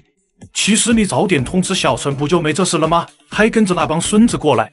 他又不会死，管那么多干什么？再说了，这是一种磨练。这小兔崽子是陈拔的孩子，陈拔走了之后，把他托付给了我跟老周，所以他也算是我的孩子。不过这兔崽子年纪轻轻的，就像看破红尘了一样，平常没人踩他头上，他就不会去与人计较。这种性格在圈子里是要吃大亏的。这样有什么不好？他本来就不想踏进那个圈子里，干干净净的活着，这世上有什么不好的？今年年初，秦岭也出现了一些不该出现在咱们国内的东西。守秘局大张旗鼓的往秦岭赶，就是为了把他们斩尽杀绝。他们是谁？雾山精神病院那茬子事跟秦岭那边的性质差不多，那些家伙已经快20年没露面了。我是真没想到宁川竟然还有他们的影子。可爷他们到底是谁啊？老骗子笑了笑，并未多说，看着懒洋洋还在打哈欠的陈贤，表情复杂的叹了口气。就目前国内的这个局势，说不准他哪天就得跟艺人们对上了。昨天晚上的事就当给他上了一堂实践课吧。等后勤部的工作人员清理完现场，几个工作人员又从外面搬进来一台70寸的大电视。这件事当作误会处理，如果有街坊邻居问，你就说电视机坏了，之前听见的那些声音都是误会。那时间可不算短，这么说有人信吗？你别管别人信不信，你自己信了就行。过半个月或者1个月，这事也就没人能记住了。现在这事算是处理完了，我带队先回去，以后再联系吧。辛苦了，我看你们都还没吃饭，要不咱们一起吃顿饭去？赵松很直接地拒绝了陈贤的邀请，摆了摆手招呼着其他后勤部成员收队。葛爷，昨天晚上是不是有人找你麻烦？你小子没事吧？有，但已经解决了。对了，葛爷，我发现这件邪气有点不对劲，被他杀死的人，他们的魂魄好像都不见了。陈贤跟多数艺人一样，他的肉眼是可以洞观阴阳的。可在昨夜，陈贤为了保证这件事不会出现除了自己以外的忍者，在院子里等到赵松过来都没见他俩魂魄离开躯体。这么说，那俩人的魂魄还真消失了。他们魂魄消失跟那件邪气有关系，你是怎么确定的？我发现刀身比昨天润了点，就像是吃饱了一样。而且说真的，葛爷，他总给我一种奇怪的感觉，好像上辈子我就见过他，特别的熟悉。熟悉？可能是你想多了吧。我给你打电话可不光是为了问你昨晚上的事，还有一件事。还有别的什么事？你不是让我帮你办证吗？资料我这边已经编写好了，就差名字了。名字总不能也让我去编吧？哦，差这个呀。陈贤侧过头看了一眼正在吃米饭的女孩，脑海里瞬间闪过了各式各样的名字。葛爷，叫木禾吧，木头的木，禾苗的禾。OK， 这名字确定不改了啊？那我这边就资料往上递了，还真是麻烦。昆仑之墟，方800里，高万仞，上有木禾。既然你这么喜欢吃米饭，那么以后你就叫木禾。木禾。对呀，木禾。与陈贤家里温暖的气氛不同，此时老骗子的杂货铺里气氛尤为凝重。姓周的，这可不是给我自己办事，是给小陈那兔崽子。我知道，如果不是为了他，我早就挂你电话了。如果陈贤在场的话，他必然能听出来，电话那边的老头正是他在守秘局内的联络人老周。小陈那性子你是知道的，他不爱求人办事，也不喜欢欠人情。这么多年来，他都只是找我买东西。老子好不容易有个给孩子献爱心的机会，你不会不给我面子吧？我尽力吧。那女孩到底从哪儿来的？她跟小贤到底是什么关系？这个我也不清楚，但他们俩已经同居了，你自己猜吧。我操！真的假的？哈哈哈！您可是个绅士，这么多年都没骂过脏字，今天算是破戒了。你滚蛋！不过你在宁川多注意一下，我听上面的人说，许家那边有动静，还有上级要在国内各2线城市开设分支部门，其中第1个分部门试验点就在宁川，可能小贤接下来的日子要不太平了。与此同时，在飞往宁川市的一架霍胖子被旁白的小年轻吵得快要崩溃了。你特么能不能闭嘴？能不能闭嘴？你再说一个字，老子立马把你从飞机上丢下去！爷呀，我不说话了还不行吗？他叫鲁医生，是上级调派到霍胖子手下的侦破部成员。你给我安静点，等到了宁川，老子找个人来给你上课。哼，给我上课？小爷我在圈子里混了这么多年，还真不知道有谁能给我上课。你是谁也？你再多说一句话，我现在就给你上一课，信吗？别，你是爷，我是孙子。霍叔，咱们这一去宁川算不算被贬值了呀？不算贬值，应该算是升职吧。宁川那种鸟不拉屎的地方比得上咱们京城，这次的外派调遣可不是任务，说不准咱们下半辈子都得待在那。现在国内局势很乱，如果不往个省份增加人手，麻烦会越来越多。所以咱们就被外派了呗。不过也行，宁为鸡头不当凤尾，京城那边的能人太多，想混出头不容易。你脑子里只想着这些功名利禄，不能有点别的？嗨，现在的年轻人不都是我这样吗？功名利禄能当饭吃，为什么不想他们？可那小子油盐不进呢，原来部门里都给他抛过多少次橄榄枝了，但看他也没答应过。早上好啊，哥也知道你急着要这些东西，连夜找关系让人给办下来了。王哥辛苦你了，大清早的麻烦你过来送这个进屋子坐会，喝点茶。不了，我还有事要办呢，今天就不叨扰你了，下次再来。葛爷的办事效率挺高啊，这么快就弄完了。这王盼是不是有什么资料拿漏了？现在又回来补送？怎么又是你？难道是王盼有什么资料拿漏了？现在又回来补送？走出去一开门，陈贤的表情瞬间就僵在了脸上。门外站着一个提着一袋土鸡蛋的胖子。怎么又是你？他呀，一日不见如隔三秋啊。小陈，这几天过得怎么样？想你霍叔你。想想啊，霍叔怎么突然回来了？是有什么事没办完吗？哈哈，霍叔这次来是有事求你，进去再说嘛。小鲁，赶紧过来，别他妈的在那儿玩手机了。这位是？这就是您要找的人？这算是你前辈，给我有点礼貌。哈哈，我是鲁班门的子弟鲁医生，初次见面多多关照。你好，我是陈贤。我听霍叔说过你很多次了，你是医人吧？修的是哪家法脉，拜的是哪家山门？陈贤往回抽了一下手，发现鲁医生握得很紧，似乎是故意在拽着自己不松手。小鲁，你小子懂不懂规矩？没事的，霍叔，这朋友好像想跟我聊聊。是啊，我们是该聊聊。鲁医生是鲁班门的后人子弟，虽然鲁医生的身体素质在艺人圈里不算顶尖的，但在有世家传承的基础上，他绝对可以力压许多没有传承的普通艺人。从在京城上飞机开始，一路上鲁医生光听霍胖子说陈贤这个名字都有几十次，直到现在来了陈家老宅，看见了跟他年纪差不多大的陈贤，鲁医生要憋不住脾气了。就这种货色值得亲自上门来找他？除了长得帅，还有什么其他特点吗？你力气挺大的。还行。鲁医生咬着牙，手掌上慢慢加力，但陈贤没什么反应，简直就像是在跟鲁医生进行最普通的握手礼。没劲了吗？那到我了。我不认识你，你见面就跟我这么握手，真是太有礼貌了。我错了，您手劲比我大，我服气了，真的。行了，起开，小陈，你别跟他计较，这兔崽子不懂事，我带他给你赔礼道歉了。陈贤倒没霍胖子想象中的那么在意，因为他也看得出来，这个鲁医生不是故意找茬，只是单纯的脑子不好使。行了，霍叔，你们到底找我有什么事？咱们进去说。是这样的，上级安排我们来宁川开展工作，准备在这里建立一个分局。宁川可是2线城市，在这里建设分局有什么意义吗？不光是宁川，全国各大2线城市基本上都要建设分局，我们就是被调下来分局任职的。这样啊，这算是高升吧？你也知道，分局刚建设起来都没什么人，所以我想问问你，愿不愿意屈尊降贵来我们分局就职？只要入职之后，最起码都是科级干部。霍叔，不是我不给你面子，主要是我觉得现在当个临时工挺好的，正式入职的想法从来没有过，希望你能理。参选点死。霍叔，先失陪下。陈贤在回到屋子里时，看见霍胖子满脸的八卦，便主动解释了一句：“他是我朋友，前2天刚来。”嘿嘿，只是你朋友，不施粉黛便如朝霞映雪，那能介绍给我认识一下吗？不行，说正事吧。小陈，条件咱们可以谈，你相信我，守秘局对你的诚意是非常足的。我相信你们的诚意，但是我自由惯了，你们遇见了难题可以来找我，给我分派的任务我都会处理，至于其他的事我不想掺和太多。行，小陈，既然你这么说了，霍叔也理解你。霍胖子叹了口气，打算先回去再想想对策，毕竟是上级点名要他加入，这事要是办不好，他回去也得挨批。谢谢。那我们就不打扰你了，宁川分局还在初始阶段，事情比较多，有时间了我再来找你聊聊。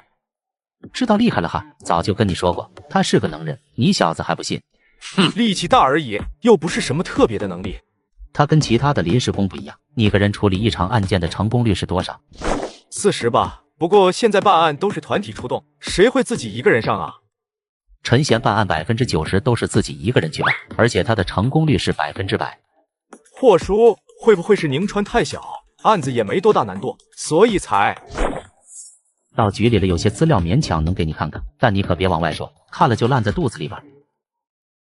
严部长小陈好像不喜欢咱们部门里条条框框的规矩，估计这是有点悬，不好办呢。威逼是不可能威逼的，毕竟我们组织有纪律，但是你可以利诱啊。我看他志不在此，功名利禄对他没什么诱惑力。你是猪脑子吗？艺人最喜欢的东西有什么你都不知道？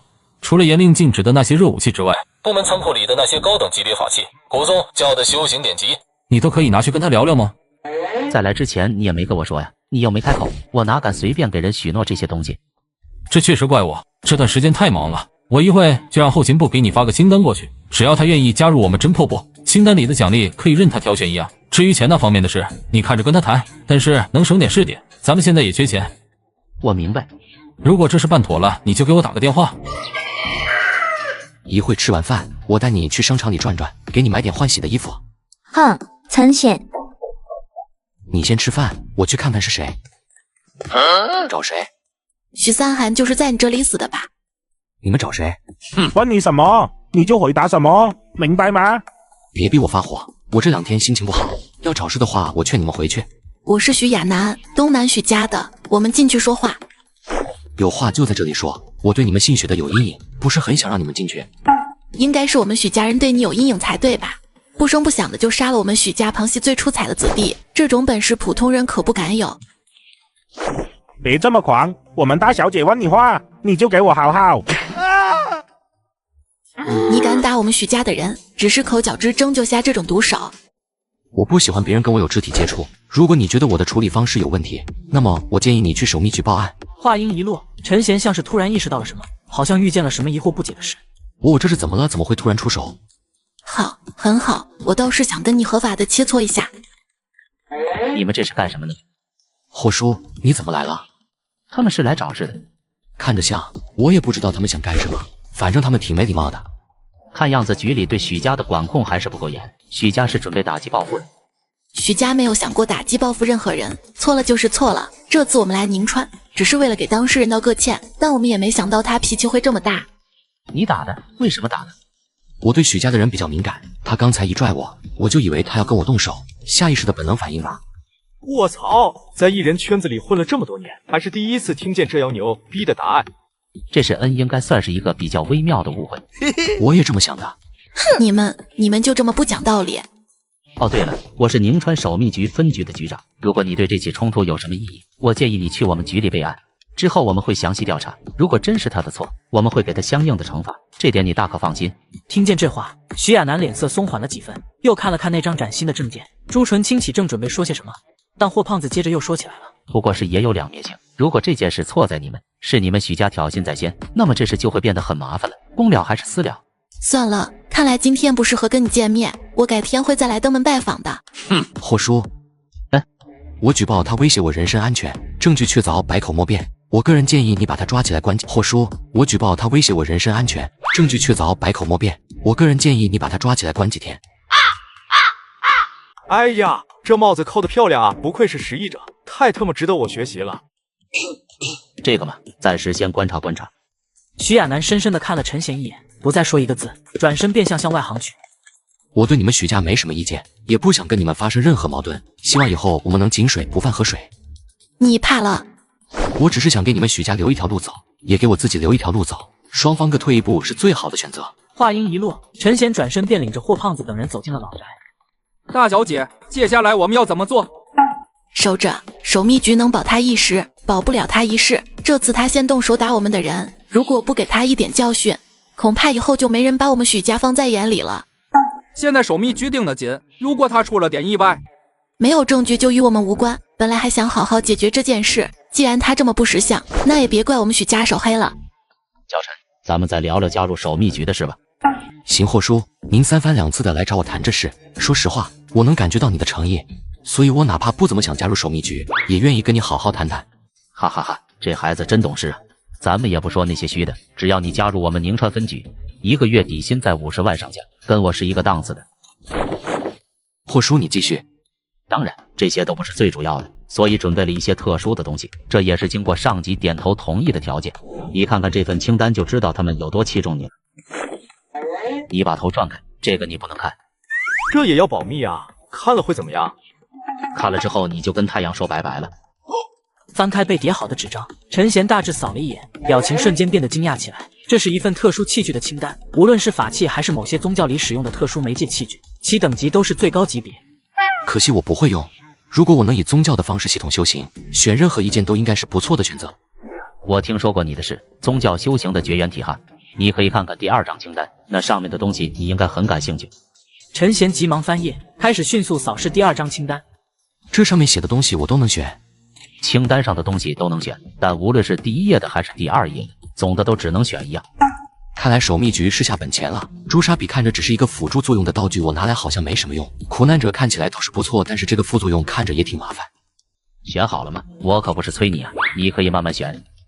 霍叔，这2件异常器具您了解过吗？小鲁，麻烦你跑一趟，去外面帮我买盒烟来。我这里有啊。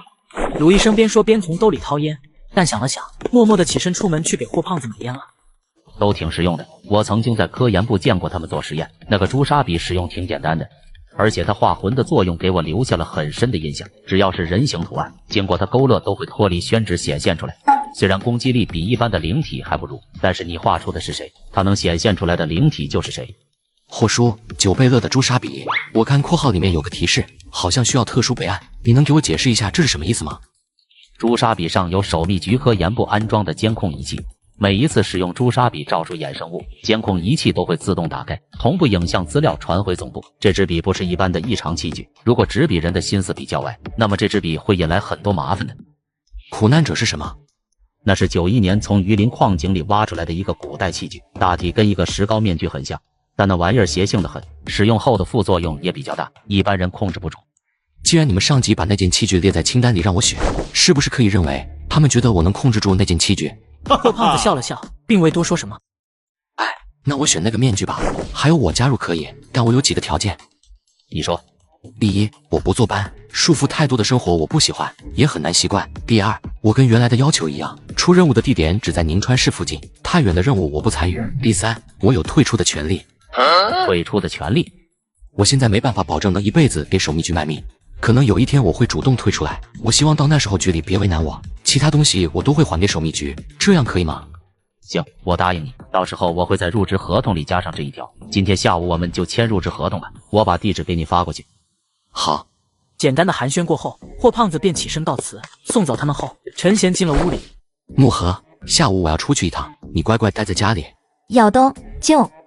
我也不清楚，不过我会尽量赶在天黑前回来。半小时后，陈贤手机震动了几下，拿出一看是霍胖子给他发来的消息。小陈，时间差不多了，赶紧过来吧。不是下午吗？今天法务走流程的速度挺快，已经把入职合同拟好了。你要是不忙，就现在过来看看。木盒，我出门了呀，你乖乖在家里待着。回来的时候我给你带点吃的，如果你在家里饿了，就去冰箱里拿面包吧，那是我昨天刚买的。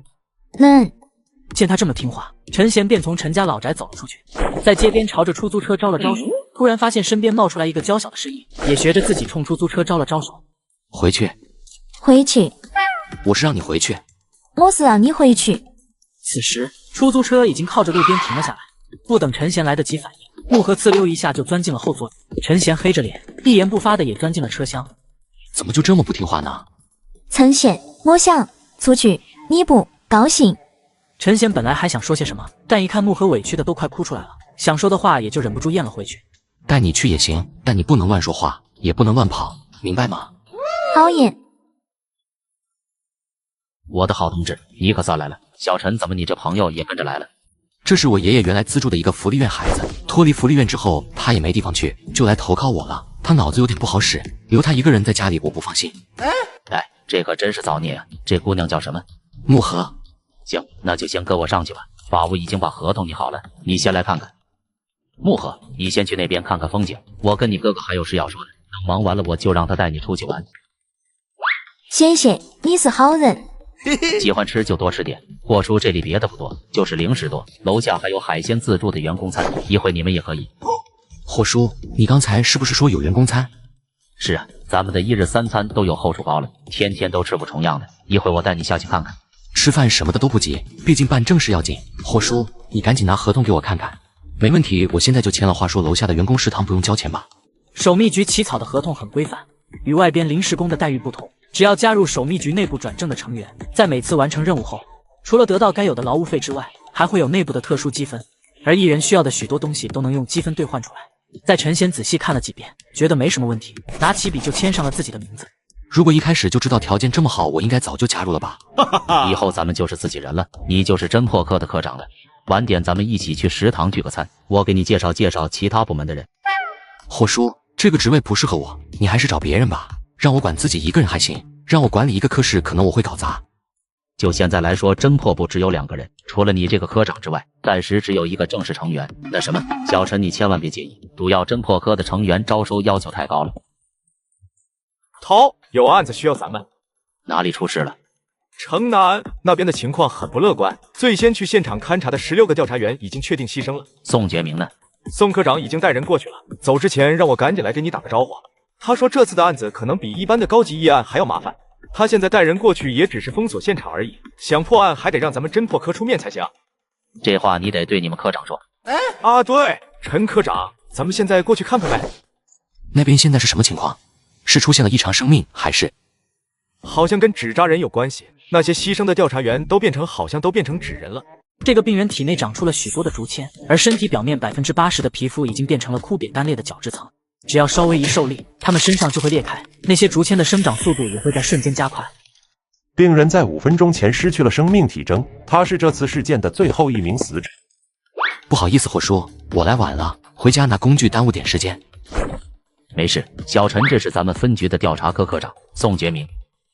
你好，宋科长，目标属性可以确认吗？这是异常生命造成的，还是有其他原因？就目前得到的信息来看，暂时无法确定这起疑案的目标是什么。他是唯一一个从里面逃出来并且残留部分意识的人。他说在里面看见了许多纸人，那些纸人会攻击活人，受到攻击的活人哪怕不见血，只是蹭破皮，也会变成这样。是中毒吗？经过检查，他体内并没有可检测出的毒素，但是我在其他死者的胸腔内发现了这个东西。宋觉明说着，冲一旁的工作人员招了招手。很快，一个工作人员就拿过来一个玻璃器具，里面装着一个干瘪的人类心脏，上面生长出了许多乳白色的触须，还有数十根筷子那么粗的竹节状枝丫。而在心脏的底部，那里有一个奇怪的图案，像是图腾、符咒。我怀疑他们中了某种咒，被传染之后会在10分钟内出现症状，死亡时间大概在半小时左右。他们口中所说的那些纸人到现在也没出来。他们没出来，都龟缩在防区里。20分钟前，武装科长已经带人进去了，到现在还没消息。这里能屏蔽信号，所以我们也不知道现在防区里是什么情况。霍胖子，你人呢？图森回来了，快去看看。特么的，差点救灾了，那东西现在对付不了，你们别进去送死了。等我给总部打个报告，请求火力。火力覆盖，你脑子被驴踢了。这里是城区，哪怕再偏僻也属于城区。如果是深山老林倒是无所谓，但在这里不行。对不起，我有点失态了。我在武装部任职30年，从来没遇见过这么诡异的目标。任何武器都对他们起不到作用，越杀越多，就跟杀不完一样。那是单兵榴弹炮吧？至于这么夸张吗？他说话的声音很细，连站在他身边的陈贤都听得有些模糊，但一旁的图森却听见了。至于那里面的异常生命有多少，你们知道吗？就我看见的，至少有1000。在防区深处潜藏的就不知道还有多少。侦破科就你自己要进去，我劝你们把遗书写好。谁说就我自己？这位以后就是我的老大。瞧，我把这事忘了。小陈，这是武装部图森，那位是后勤部赵松。老赵、老涂，这位是侦破科新科长陈贤。陈贤他们几个互相点了点头，案件要紧，也没再过多的寒暄。现在怎么办？等总部支援。只有这样了。虽然这是咱们分局接到的第1起大案，直接找总部要支援有点丢人。不过，我进去看看。小陈，这次的案子不同以往，我怀疑这起案件已经到了特级的标准，跟以往的高级案件绝对不一样。等支援吧，或者等总部下命令，让我们直接炮火覆盖这片防区，到时候对外就说是军事演习。那帮玩意儿根本杀不死，你进去也是白费功夫。既然他们都杀不死，你怎么知道这武器能对他们起作用？你怀疑我？近10年来的特级议案，那些目标哪次不是被我们用热武器消灭的？一人能起的作用才有多大，你心里没数吗？我从来不会怀疑热武器的作用，但如果不论当量就说热武天下无敌，这跟耍流氓有什么区别？而且这起案子闹得这么大，知道的人绝对不少，你能封住几个人的嘴？哼，我们整个分局都找不出破局的办法，你觉得你能找出来？试试呗，我也不能保证自己能处理这件议案，但我会尽我所能进去找找线索。你有把握？放心，如果遇见搞不定的情况，我会自己退出来。你们现在就把现场封锁死，我进去之后，你们别跟着进来，我一个人只保得住我自己。嘿嘿，我也去，老大你带着我一起去呗，我肯定能给你帮上忙。你行吧，我们一起进去。见陈贤答应的这么干脆，鲁医生倒是有点迷茫了，心里有种说不出的滋味。真让我跟着呀？我会不会拖你后腿啊？哈哈，没事，我相信你。你在这里待着，跟着霍叔别乱跑。如果你不听话，我就不要你了。木盒似乎听懂了陈贤的这番话，在陈贤刚说完的时候，他就跟小鸡啄米似的点着头。然后陈贤在众目睽睽下从皮箱里取出了那把造型奇诡的兵器。那是什么兵器？不像是法器，也不像是一般的冷兵器，好像是邪气。走吧，我们进去。别怕，我们回来了就是英雄。要是回不来呢？回不来，那我们就是死了的英雄。老大，你真是第一次当领导吗？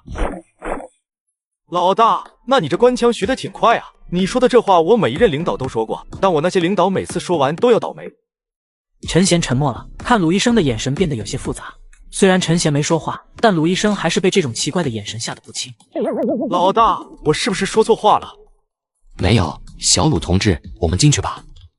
穿过房区，映入陈贤眼帘的便是一条幽深巷道。晦暗古旧的墙上，除了随处可见的自然裂缝之外，还有街头巷尾常见的各种小广告。老大，你闻什么呢？这里发霉的气味很重，好像还有某种肉类重度腐败的味道。老大，我感觉这案子挺棘手的，你准备怎么破这案子？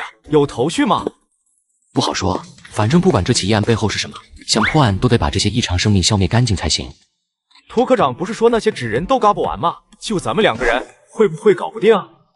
谁也不敢说对这起议案有100%的把握，哪怕是总部的人，就算我们现在不进来，总部支援到了之后，他们也会进来。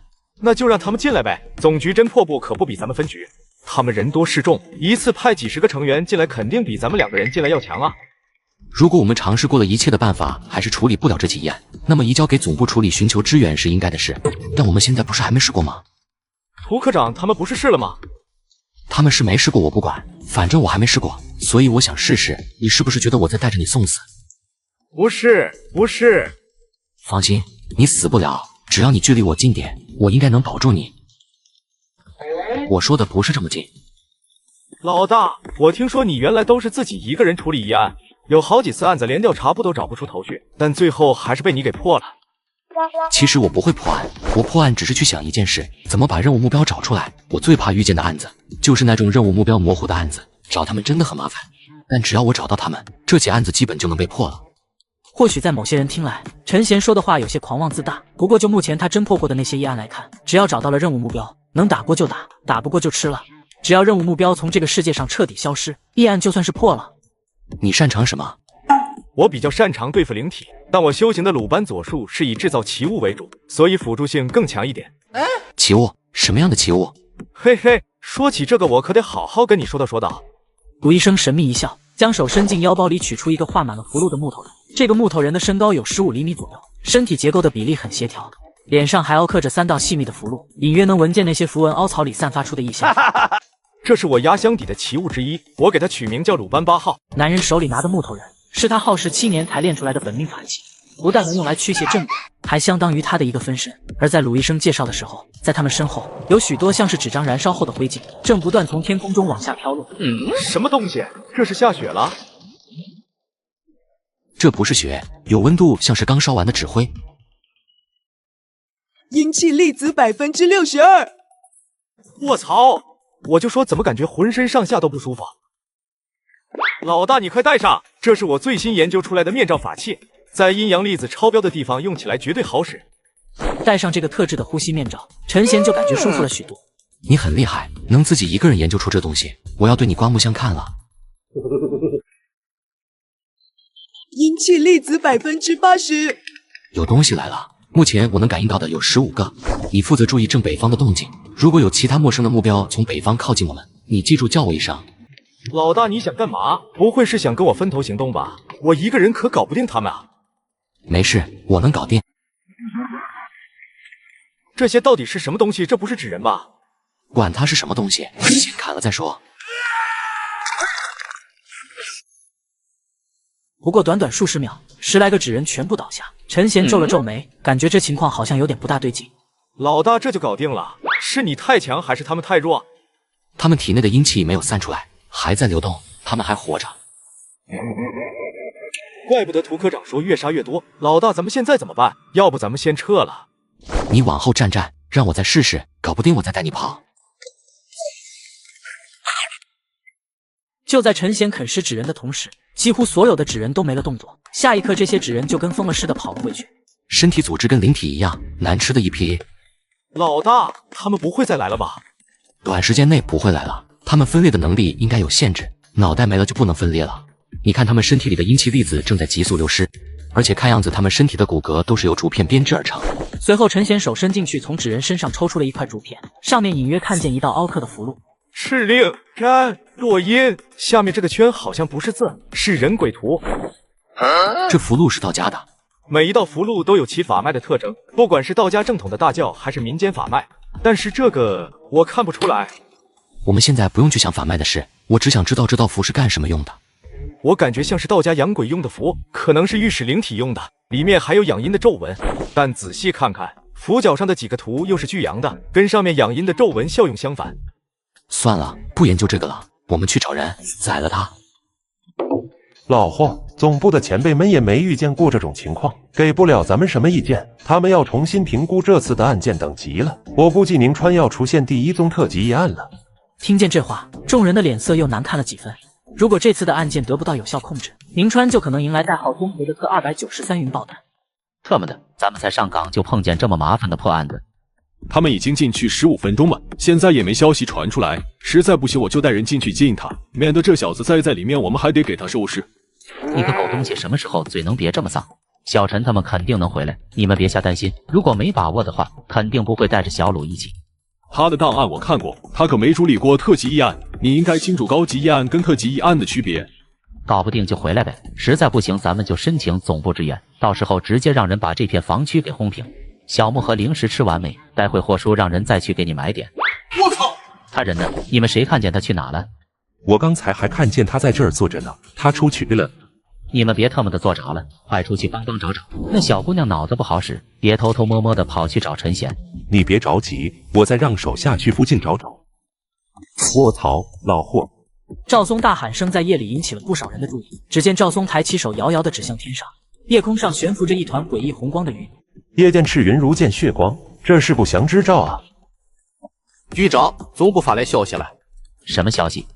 总部说这次的案子评级过低，他们已经把这次的案子提到了特级，还问你需不需要总部的支援。而此时房区深处天空中飘落的余烬越来越多，他们此时行进的速度非常缓慢。鲁医生跟在陈贤身后，每走一步都会忍不住重重的喘出口气。老大，要不咱们撤了吧？不着急，再往前走走，实在不行再回去。老大，如果这起案子真是有人在背后捣鬼，再加上这里这么诡异，还有成百上千的纸人给他当马仔，咱们俩会不会搞不定？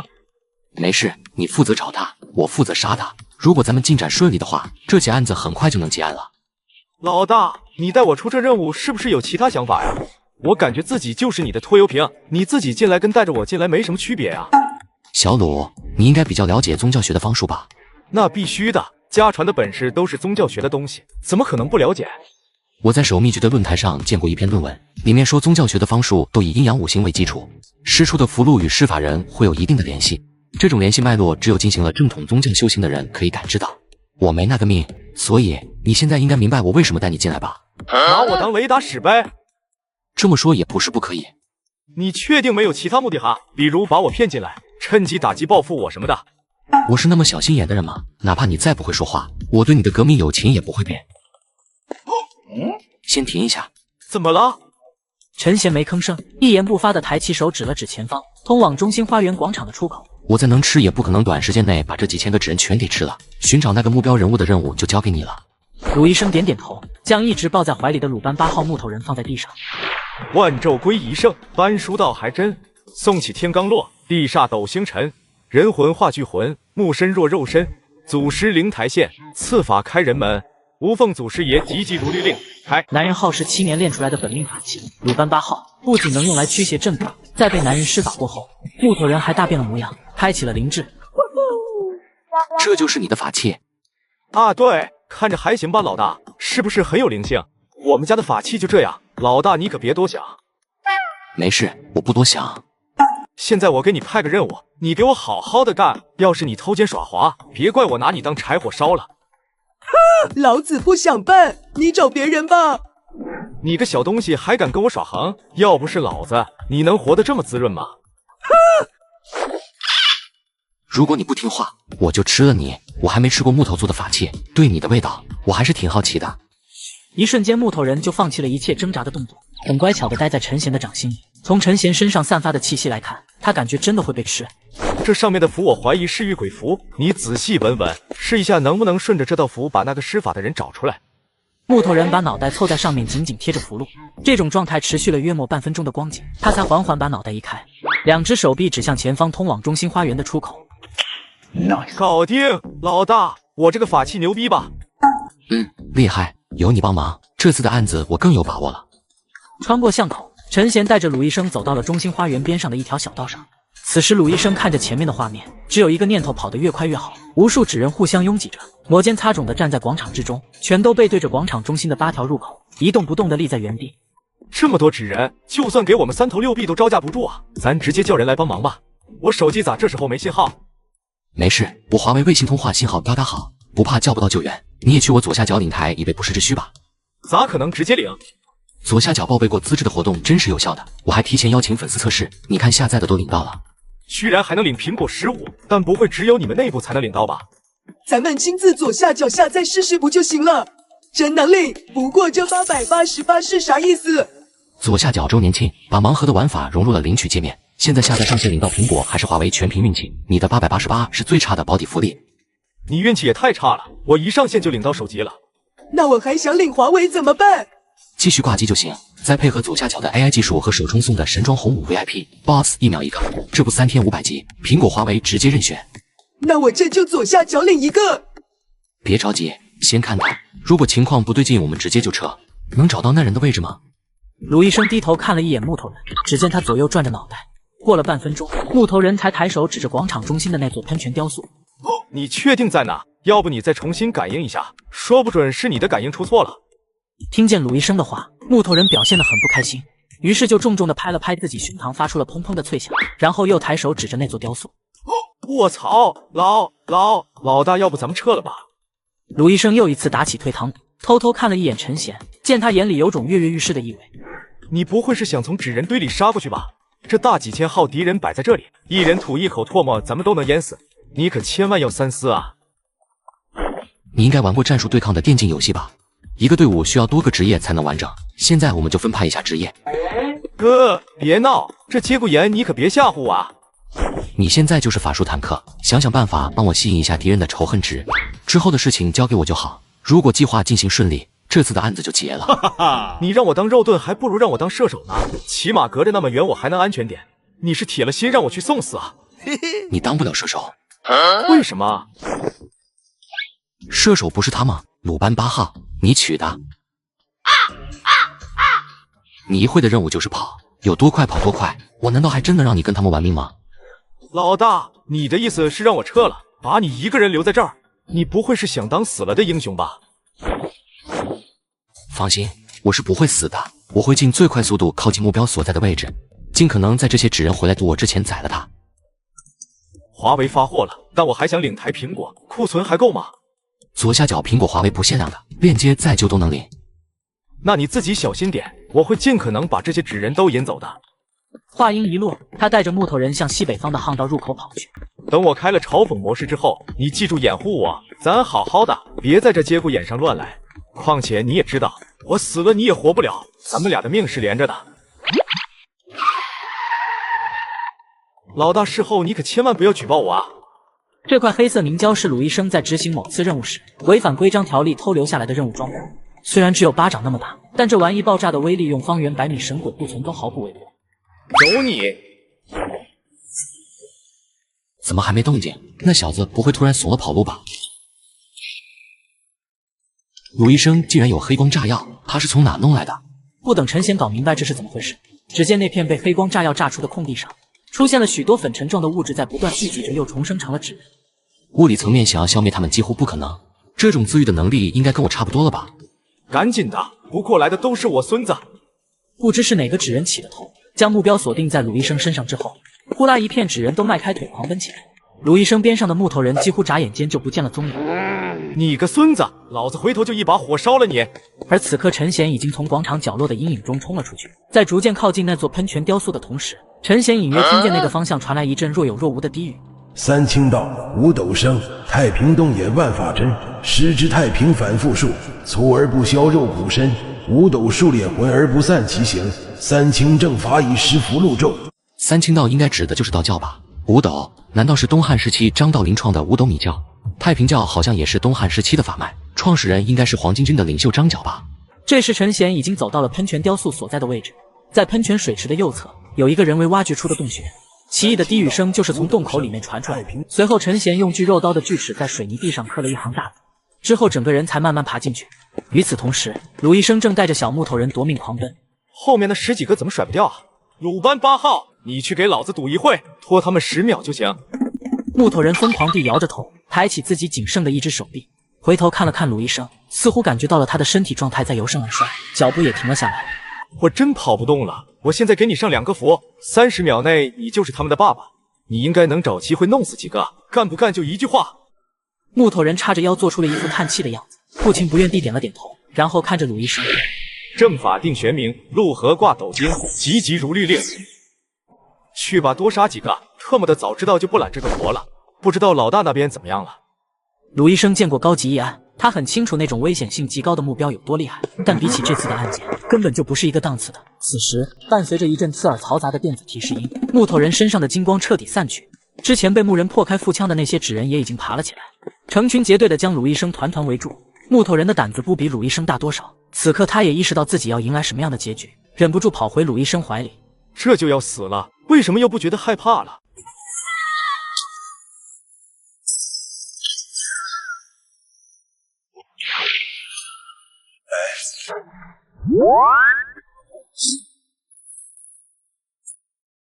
来呀，老子18年后又是一条好汉。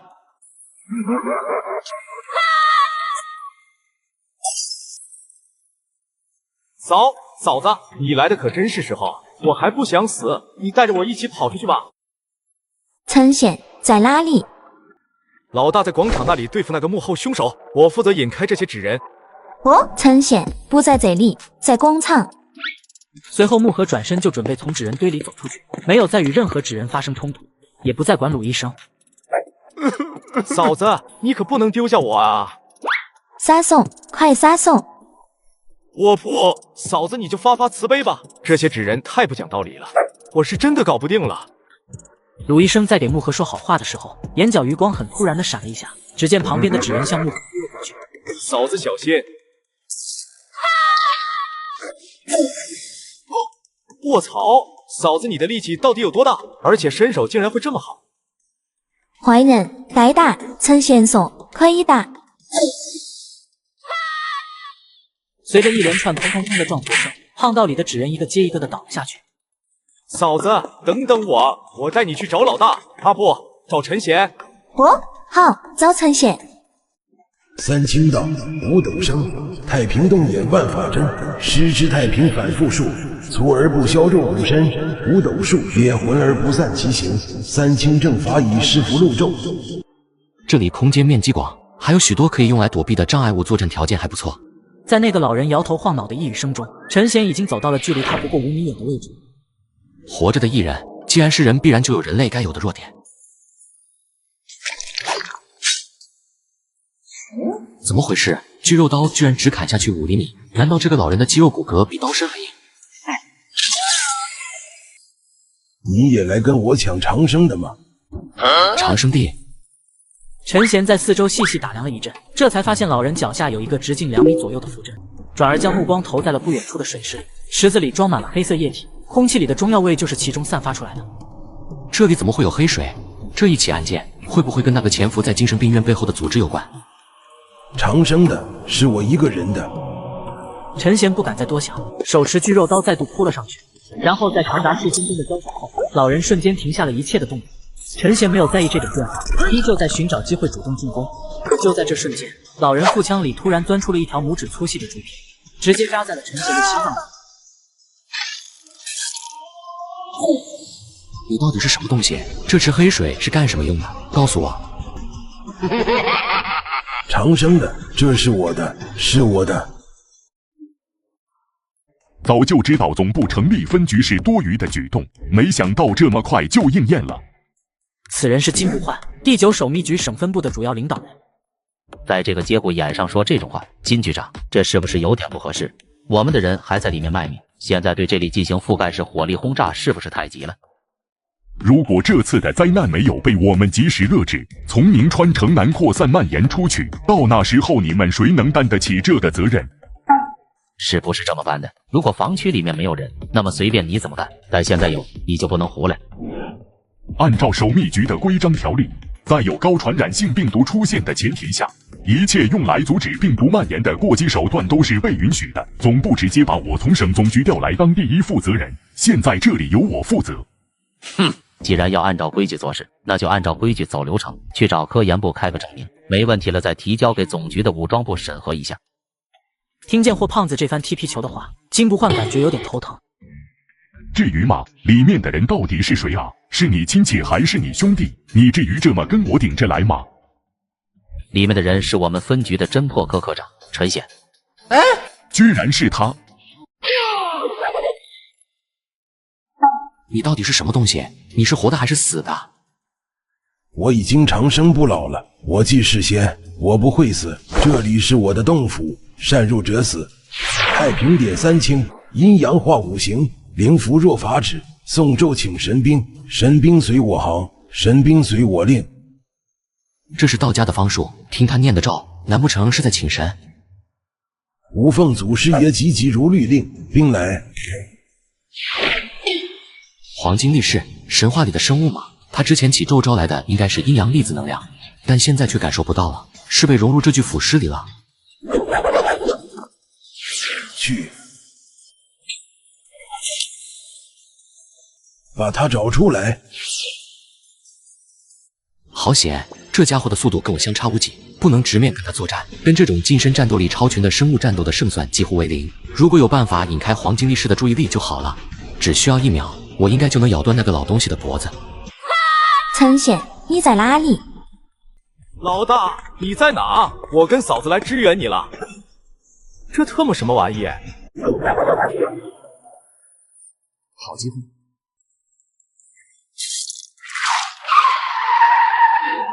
回来，快杀了他！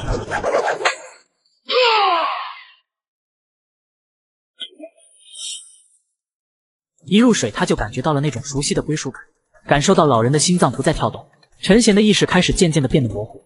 而这时，水池中心毫无预兆的凹陷了下去，那里无声无息的形成了一个螺旋状的巨大水膜，然后只听一声巨响，黄金力士的膝盖瞬间就凹陷出了一个深坑。嫂嫂，你别冲动啊，咱们不是他的对手，先撤退。木盒听不见鲁医生的话，也想不到那么多。见到陈贤被黄金力士打进黑水里，此刻的他只是一个人形暴走，只想让这个怪物去死。陈显，回家。鲁班8号，赶紧给我上！鲁医生睚眦欲裂的咆哮，飞快从腰间抽出神器，疯狂的向黄金力士的头部倾泻着子弹，希望借此引开黄金力士的注意力，但却没想到黄金力士对于敌人的专注远超他的想象，抓起木盒就想吞掉。你找死！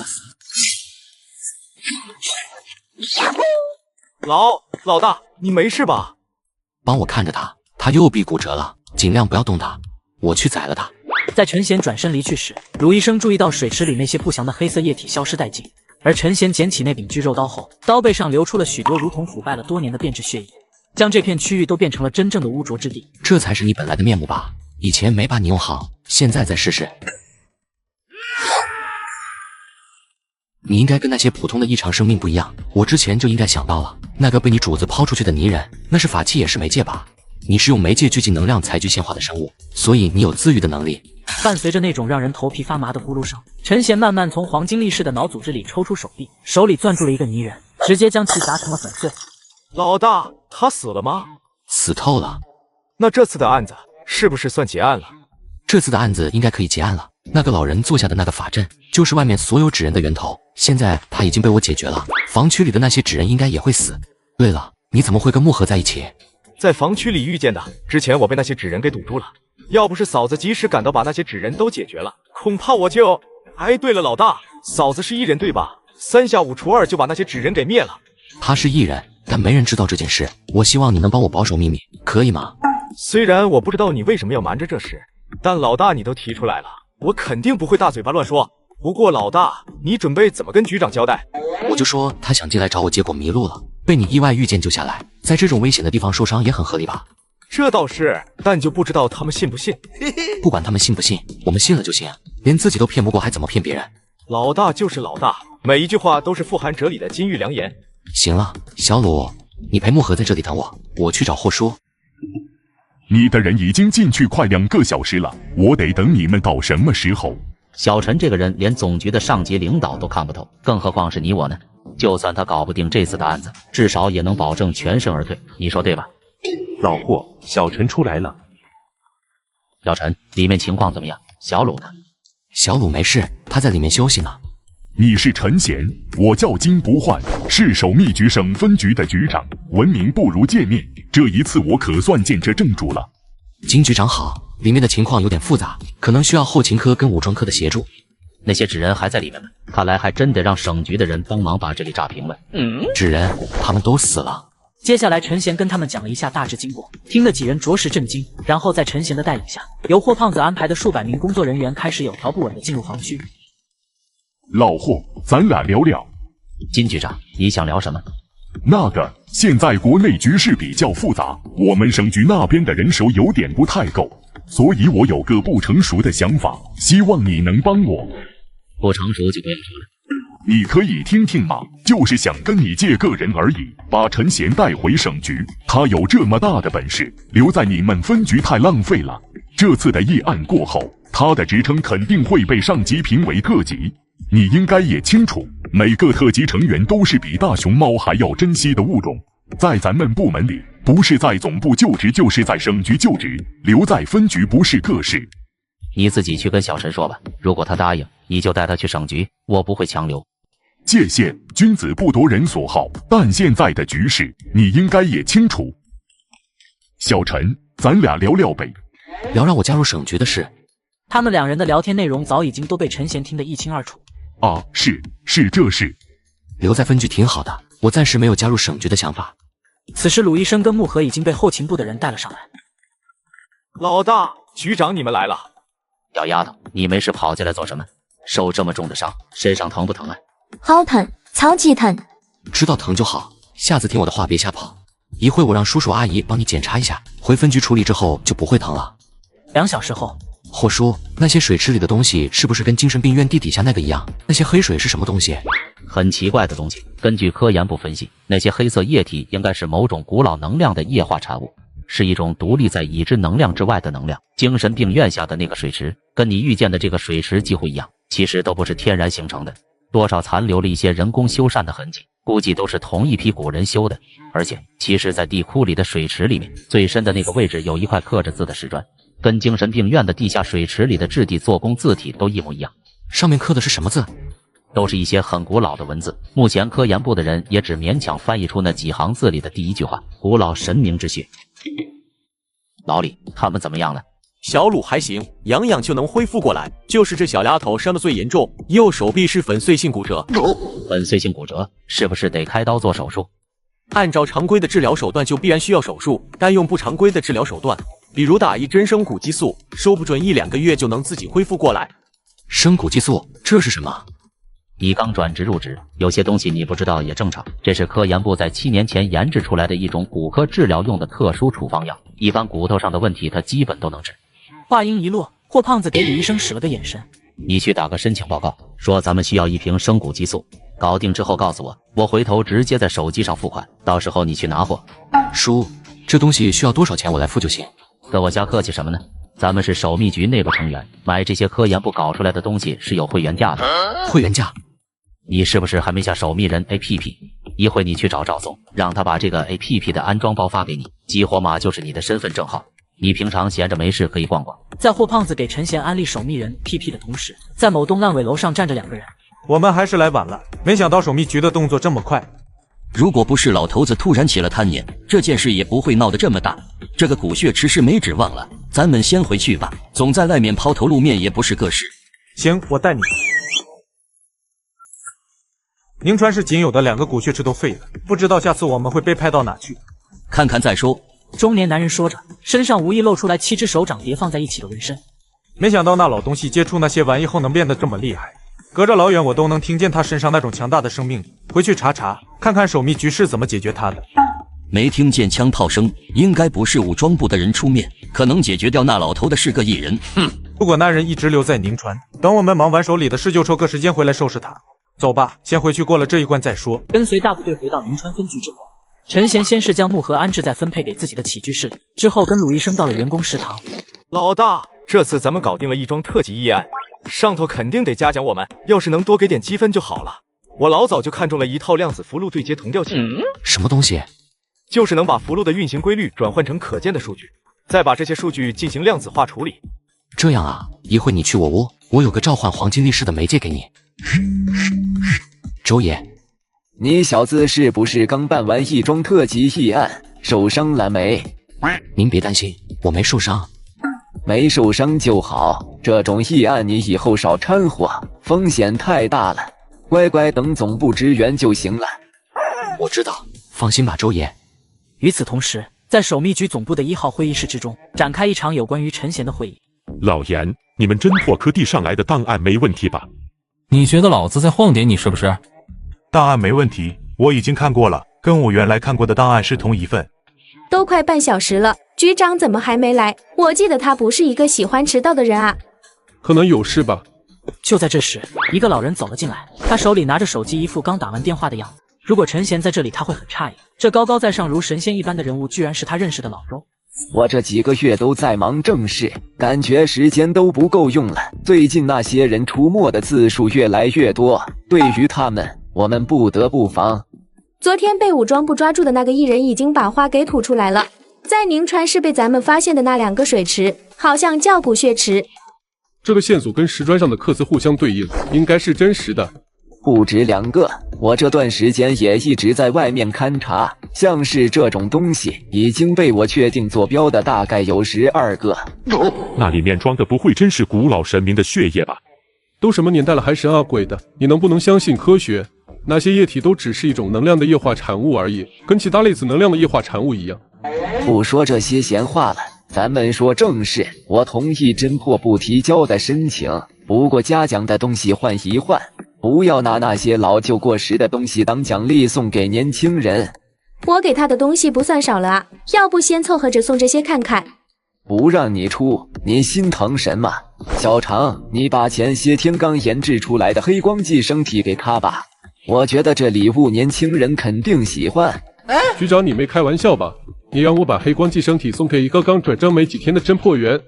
他是一个值得投资的人。傅毅，我赞成局长的观点，这孩子确实有很大的成长空间。傅毅，目前国内的形势对我们守密局不利，而且那些早该被我们赶尽杀绝的人也冒出来了，我们需要新鲜血液。常3、4见在座的人除了自己之外都附议并发表了意见。有多大屁股就穿多大裤衩，要是他撑不下死了，你们可别怪我。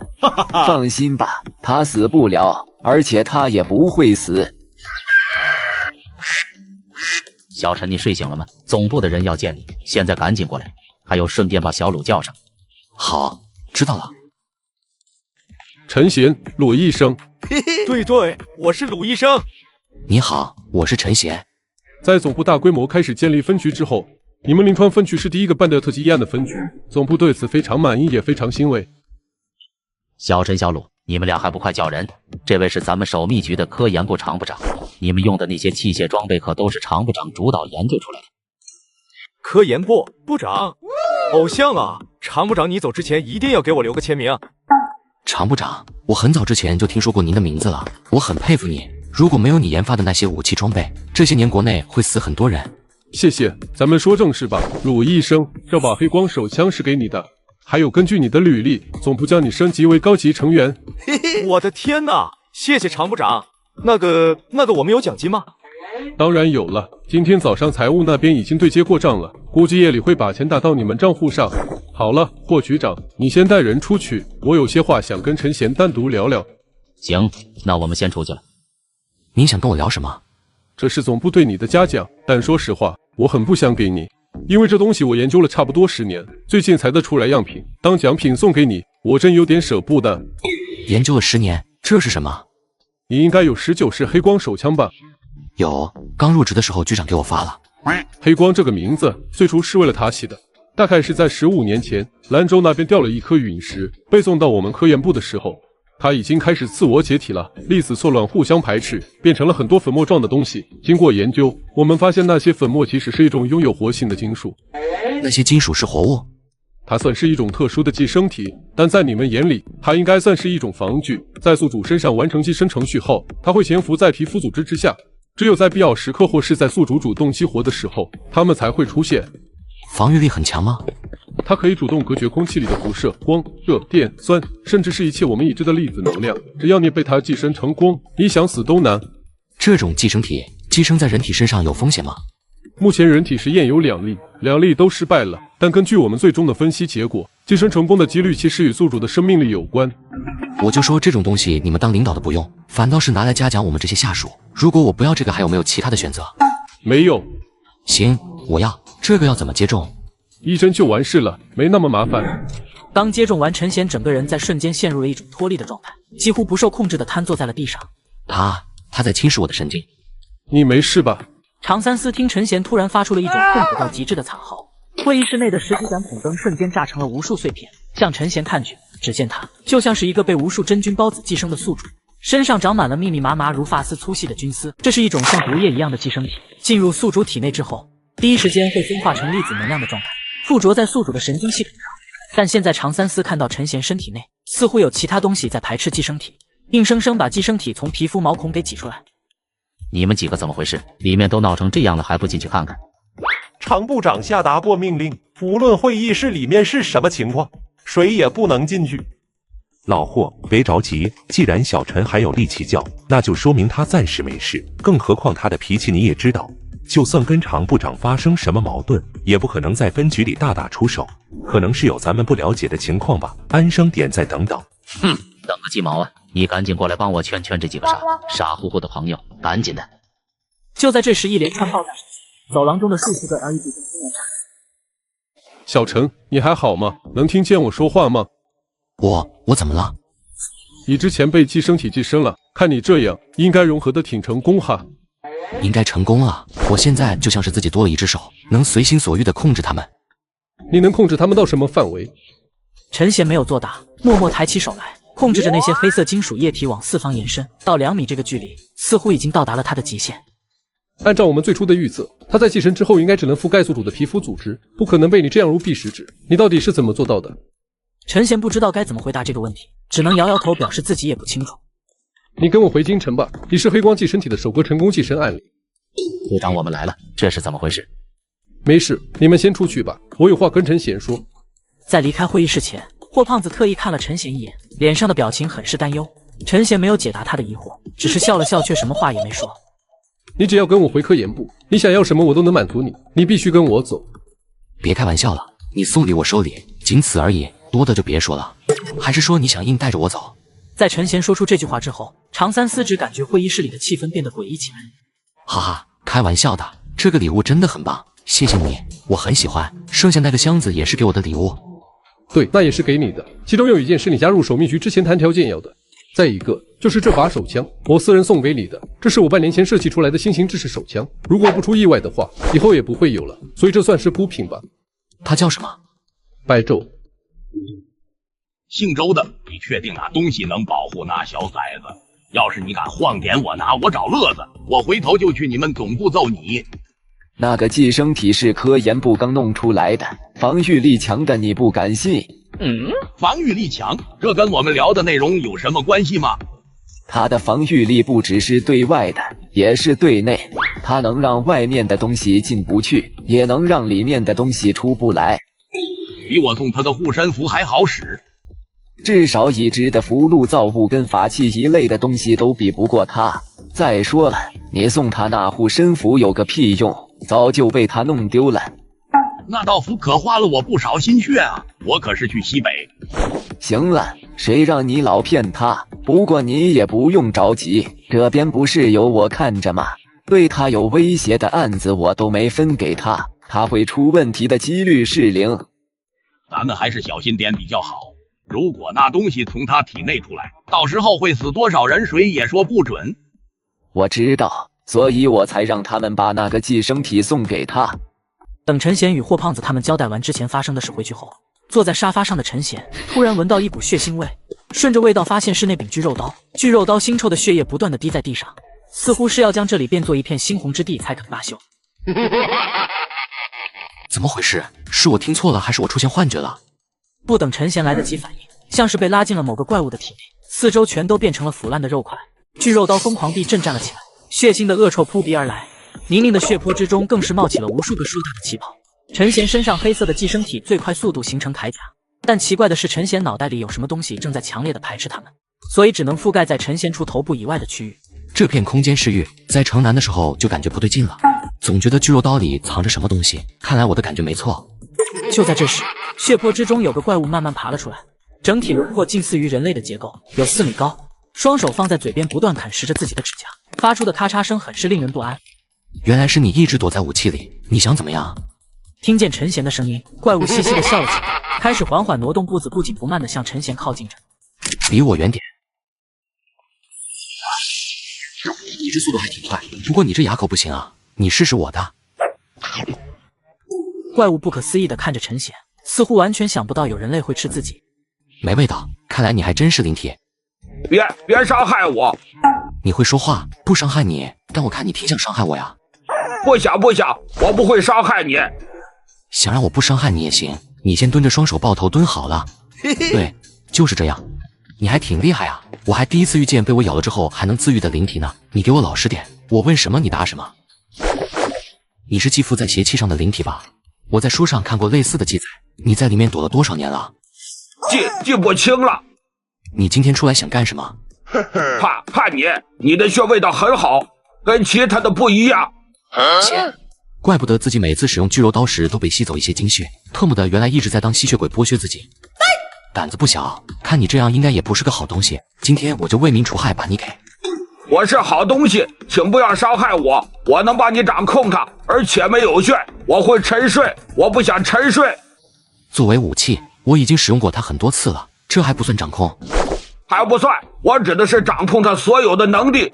它不是普通的武器，它其实是一种生命。我记得我第一次进去的时候，里面有一个灵魂，好像是它的灵魂，只是当时我太饿了，抓住它就把它给吃了。陈贤皱着眉，很警惕地看着这个骷髅。从某种意义上来说，这个骷髅的威胁性比一般异常生命更高。它真正的能力是这些血，这些血可以腐蚀生命，吞没灵魂。我给你个机会，下次动手的时候让你上，如果你表现不好，我当场就吃了你。我一定表现得让你满意，主人。又不是封建时代，叫什么主人？以后叫我陈科长好了。陈科长。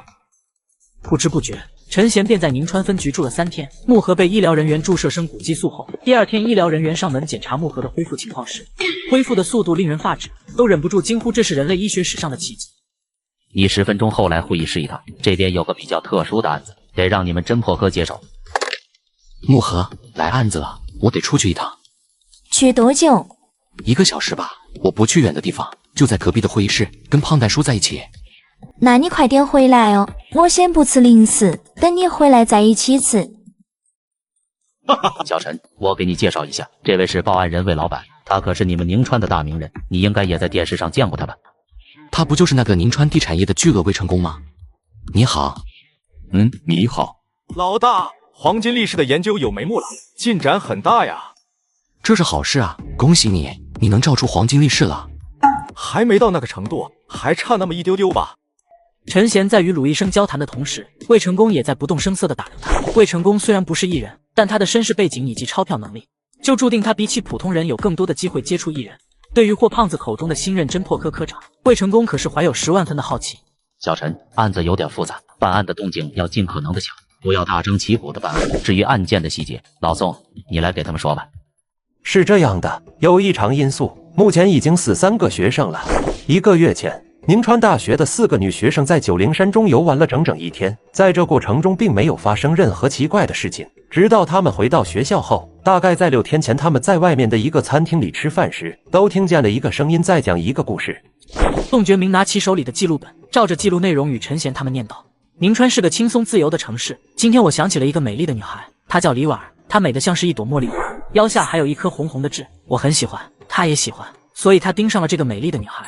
在一个雨夜，女孩听见了敲门声，外面传来了男友的声音，但开门之后却看见了他，那个飘在空气里晃晃悠悠人。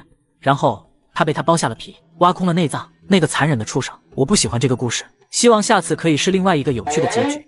这个故事跟这起案件有关吗？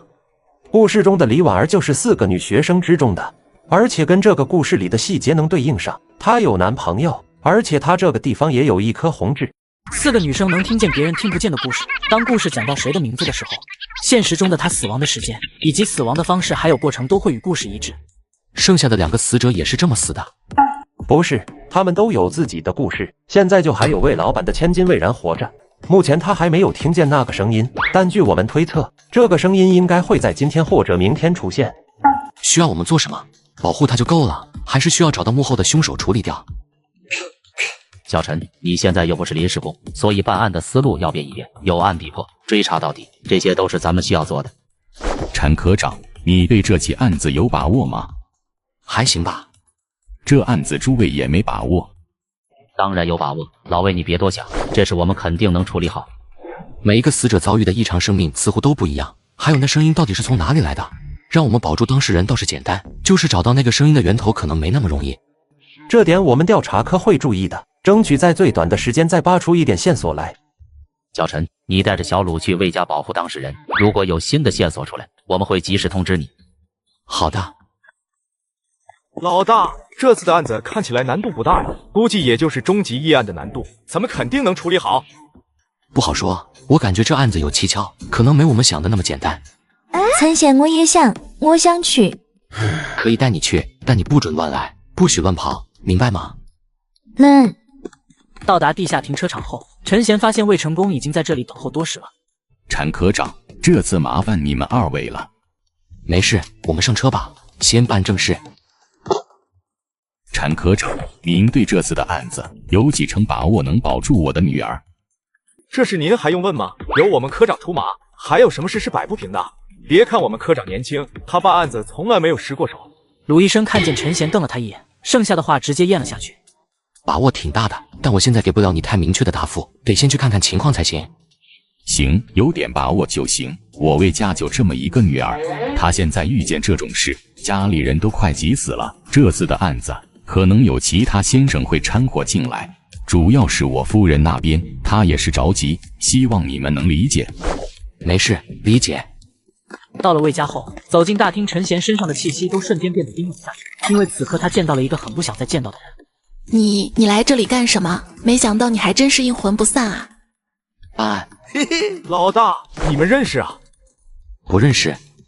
徐亚楠快气疯了。自从上次在陈家老宅一别，徐亚楠回头就开始着手准备对付陈贤的计划。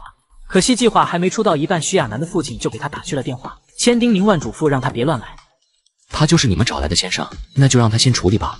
常听说东南许家的太傅金能镇万千，魑魅魍魉，我一直没机会见识，这次真好开开眼。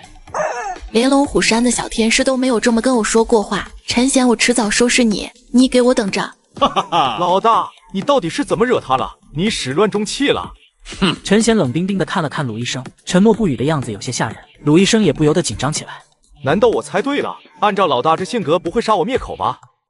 小鲁同志，我代表组织问你一句，请问你的眼睛是哪年瞎的？鲁医生本想辩解一下自己的眼睛没瞎，但一看陈贤那富有暗示性的眼神，他便下意识地打了个冷战。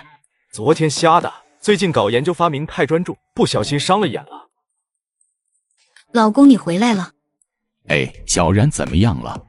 小然还是不吃不喝，她还是那么害怕，这样下去不被那些神神鬼鬼的东西折腾死，也会被活生生的饿死啊！你别担心，小然肯定不会有危险，赶紧去歇歇，这里有我。对了，这是我从守秘局请来的高人，他们肯定能解决小然遇见的麻烦。守秘局的高人，你们好，这次真的麻烦你们了。话音一落，魏夫人似乎意识到了什么，急忙又回头看了徐亚楠一眼。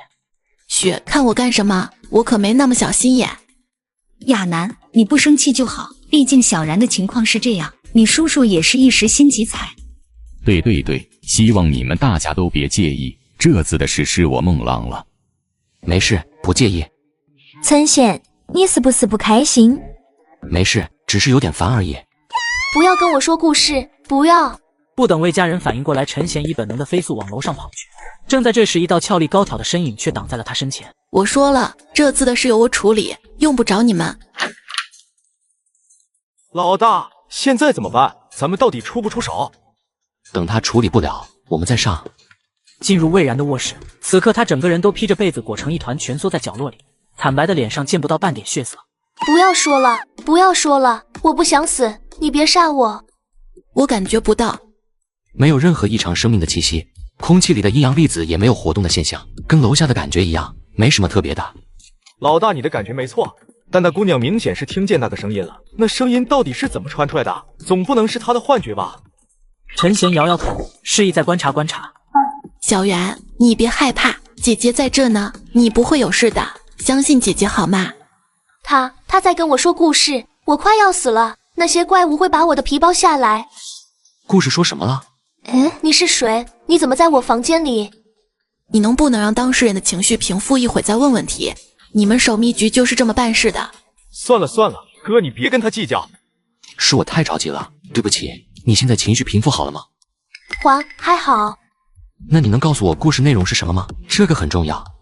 他看了看陈贤，又看了看徐亚楠，过了约莫2-3分钟，魏然这才细声开口：故事里大家都会死，你们有谁叫陈贤吗？还有鲁医生、木盒，